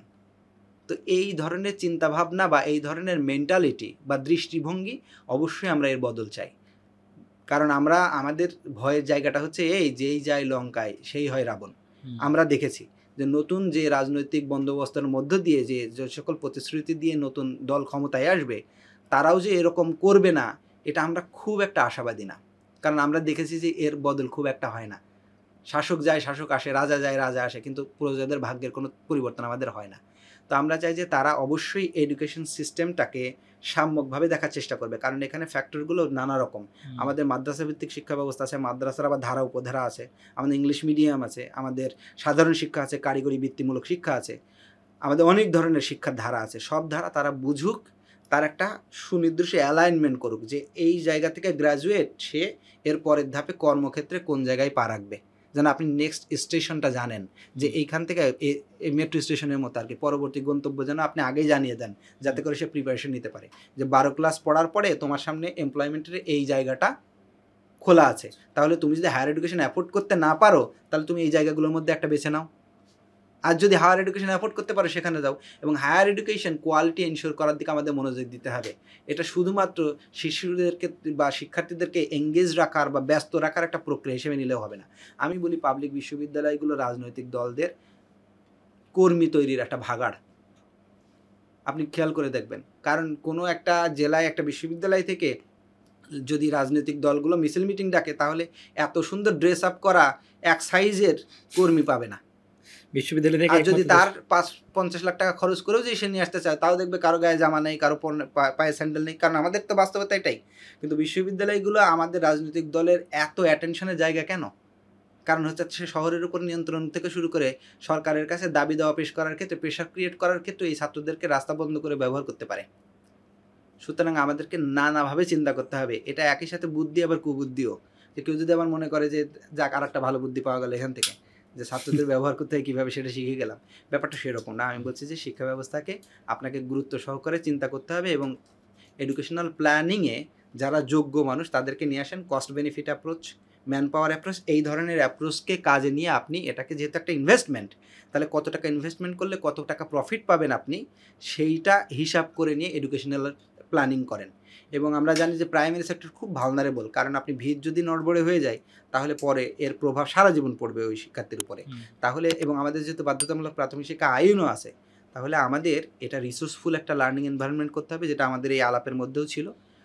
তো মানে শেষ করতে যদি যাই, তাহলে সবচেয়ে বড় কথা হচ্ছে এডুকেশন সেক্টরের বেসিক কোয়ান্টিটেটিভ নিড আছে, যেগুলো সংখ্যাগত যে চাহিদাগুলো আছে সেগুলো পূরণ করতে হবে। সেটা ভবনের হতে পারে, লাইব্রেরির হতে পারে, লার্নিং ফ্যাসিলিটিস হতে পারে, খেলার মাঠের হতে পারে, খেলার উপকরণ হতে পারে, শিক্ষকের সংখ্যা হতে পারে, ঠিক আছে, সাইকোলজিস্ট হতে পারে, চাইল্ড সাইকোলজিস্ট, যেগুলো আমরা যে সকল পোস্টে আমরা টিচার এখন রিক্রুট করি নাই। এই সংখ্যাগত যে চাহিদা আছে সেটা আগে পূরণ করেন। নতুন প্রতিষ্ঠান তৈরি করার আগের কথা বলছি, যা আপনার এক্সিস্টিং আছে তাদেরকে ফুল ফ্লেজেড একটা লার্নিং এনভায়রনমেন্ট হিসেবে তাদেরকে গড়ে তোলেন। আগে ম্যাটেরিয়ালগুলো সাপ্লাই দেন, বইয়ের কোয়ালিটি ও আলাপে তো গেলামই না, কীরকম হওয়া উচিত বা কী, সেগুলোর দিকে মনোযোগ দেন। তো এগুলো করতে গেলে আপনার নিশ্চিতভাবে আপনার একটা বাজেট লাগবে, সেই বাজেটটা দেন। এবং বাজেট যেহেতু সচিবালয় মন্ত্রণালয় থেকে বিভিন্ন সময় কমপ্লেন আসে যে বাজেট দিলে খরচ করতে পারে না, তাহলে খরচ করার সক্ষমতাও বৃদ্ধি করেন, করে এমন একটা মেকানিজম তৈরি করেন যেখানে এডুকেশন গভর্নেন্সে গুড গভর্নেন্সটা কাজ করে। এডুকেশন গভর্নেন্সের উপরে যদি প্রশাসন খুব খারাপ হয়, তাহলে আপনি টিচার যত ভালোই নেন না কেন, এডুকেশনের মান ইমপ্রুভ করবে না। আপনি কি তাহলে এটা বলতে যাচ্ছেন যে এই লাস্ট যেটা বললেন যে এডুকেশন খারাপ হওয়ার পিছনে এটা অন্যতম একটা কারণ? অবশ্যই বড় কারণ। আমরা তো প্রায়শই শিক্ষকদেরকে দোষ দিয়ে দিই, শিক্ষার্থীদেরকে দোষ দিয়ে দিই, নিজেদের কখনো দোষ দিতে চাই না। এটা খুব বড় একটা জায়গা, এডুকেশন গভর্নেন্স। আমাদের এখানে কোনো স্বচ্ছতা নেই, জবাবদিহিতা নেই। আপনি করাপশন, বায়াসনেস, যেমন আপনি করাপশন না করেও বায়াসনেস দ্বারা এডুকেশনে ক্ষতি করতে পারেন। ধরেন আপনার গ্রামে কোনো স্কুল নাই, আপনি স্কুল করার জন্য বাজেট পেয়েছেন, আপনি খুব সৎ মানুষ, আপনি প্রয়োজনে নিজের পকেট থেকে 2 লাখ টাকা দিয়ে স্কুলটা করার পক্ষপাতী, কিন্তু আপনি করলেন আপনার বাড়ির পাশে স্কুল, আর স্কুলের নাম দিলেন আপনার বাবার নামে। That is biasness. এটাও ওয়ান কাইন্ড অফ করাপশন, যেটা আমরা অনেক সময় হিসাবে নিয়ে আসি না। কিন্তু আপনার স্কুলটা নির্বাচন করা উচিত, আপনার চিলড্রেনরা তাদের জায়গা মিলে আপনার ক্যাচমেন্ট এরিয়া হিসাব করে ক্যালকুলেশন করে যেটা সকলের জন্য অ্যাক্সেসিবল হয়, আপনি সেই জায়গায় করবেন না। কিন্তু আমরা অনেক সময় আপনি দেখবেন যে আমরা এটা হর হামেশা করি, এই যে বায়াসনেসগুলো কাজ করে। তো এটা গভর্নেন্স ইস্যু। তা আমি বলছি যে যদি ঠিকঠাক গভর্নেন্স সিস্টেম যদি ঠিক না থাকে, আপনি কোনো সিস্টেম ঠিকমতো ফাংশন করতে দেবে না। শিক্ষা অফিস থেকে শুরু করে, লোকাল গভর্নেন্স হিসেবে, এডুকেশন গভর্নেন্স হিসেবে শিক্ষা অফিস থেকে শুরু করে, আপনি হেড টিচারকে গেলে আপনি বসতে দেন না, শিক্ষা অফিসের পিয়ন, আপনার কি মনে হয় যে হেড টিচার আপনি সেলফ এস্টিম ধ্বংস করে দিলেন না? আপনি এলাকার একজন পাতি নেতা এসে তাকে শাসিয়ে যায় যে সকল শিক্ষার্থীর সামনে, আপনার কি মনে হয় যে উনি শিক্ষার্থীদের সামনে মাথা উঁচু করে তাদের নীতি নৈতিকতা সবক দিতে পারবে? আর দিলেই ওই শিক্ষার্থীরা মানবে? কখনো মানবে না। কিন্তু সে তো দেখে গেছে যে একটা টোকাই মাস্তানি এসে তার প্রধান শিক্ষককে শাসিয়ে যায়। তো এটা সামগ্রিকভাবে আমি এই জন্য বলছি education it's is not the sole responsibility of the government, but also it is the responsibility of society, parents, us, মানে আমাদের সবার এটা। কিন্তু এই জন্য আমরা বলি education is a shared responsibility. তা আমি বলবো যে সকলেই আপনারা স্কুলে যান, গ্রাম থেকে যদি আপনার বাচ্চা কোথায় পড়ে একটু যান, টিচারকে জিজ্ঞেস করেন কোনো ধরনের সাপোর্ট লাগবে কিনা। কারণ আপনি শুধুমাত্র আপনার সন্তান মানুষ করার ইজারা শিক্ষককে দিয়ে রেখেছেন আর বলছেন যে আমি তসবিহ নিয়ে বসে আছি ও মানুষ হয়ে যাবে, এইভাবে হয় না। রেসপন্সিবিলিটি সবাইকে শেয়ার করে নিতে হবে। আর পরবর্তী রাজনৈতিক দলের কাছেও এই প্রত্যাশা যে তারা যেন শিক্ষার উন্নয়নে মনোযোগী হয়, কারণ এইটা বাদবাকি সব কিছুকেই অ্যাফেক্ট করে।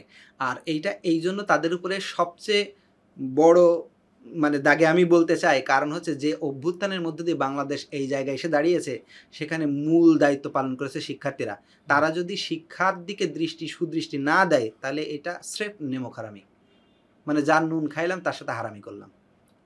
অ্যাবসলিউটলি ভাই, আমাদের শিক্ষা নিয়ে অনেক আলাপ বাকি আছে। আপনি কেবলই বললেন আমরা শিক্ষাক্রম বা পাঠ্যপুস্তক নিয়ে আলাপ করতে পারি নাই। শিক্ষকদের অনেক আলাপ আছে যেগুলো আমরা করতে পারি, তাদেরকে নিয়ে আমরা দীর্ঘদিন একসাথে কাজ করেছি। আমি একই অফিসে কিছুদিন কাজ করেছি, ওই জায়গাগুলো আমরা ভবিষ্যৎ শিক্ষা নিয়ে অনেক আলোচনা করেছি, সেগুলো নিয়ে আলাপ করা বাকি। নিশ্চয়ই আরেকটা এপিসোডে শুনবো, বাট আজকে আমরা এখানেই শেষ করছি, কারণ আমাদের দর্শকদেরকে এই আলোচনাটার ভিতর থেকে যদি তারা কিছু পায়, কিছু আলোচনা তাদেরকে ইগনাইট করে যে তারা কিভাবে এই আলোচনাগুলোকে আরও সামনে এগিয়ে নিয়ে যাবে, তাদের মতামতগুলো আমরা শুনতে চাই প্রথমত। তো তো আপনাকে আজকে আমাদের এডকাস্ট স্টুডিওতে সময় দেওয়ার জন্য অনেক অনেক ধন্যবাদ জানাচ্ছি। আশা করছি আপনি আপনার যেই মানে চিন্তা চেতনাগুলো আছে এগুলো বজায় থাকবে, এবং আপনার শিক্ষার্থীরাও যদি আমাদের এই আলোচনাতে যুক্ত হতে চায়, তাদের যে ক্রিয়েটিভ স্পেসটা দরকার, আমরা ওই অ্যাপ্রেন্টিসশিপটাও তৈরি করতে চাই। এই এডকাস্টের সাস্টেনেবল মডেলটা যাতে আমাদের শিক্ষার্থীদের হাত ধরে হয়, হ্যাঁ, আমরা শুরু করলাম, তারা যাতে আসতে পারে। আমি চাইবো যে আপনি আপনার শিক্ষার্থীদেরকেও আমাদের সাথে যুক্ত করে দিন, তাদের সাথে আমরা একটা ক্রিয়েটিভ ডিসকাশন চালিয়ে যেতে চাই। তারা যাতে আমাদের রাজনৈতিক দল বলি, আমাদের সরকার বলি, সবাইকে অ্যাজ এ প্রেশার গ্রুপ তারা নিজেরাও সেই অবস্থানে যেতে পারে। আপনার কাছে সেই আহ্বান থাকবে। যদি কোনো স্পেসিফিক এন্ড নোট থাকে আমাদের প্রতি, সেটা আপনি।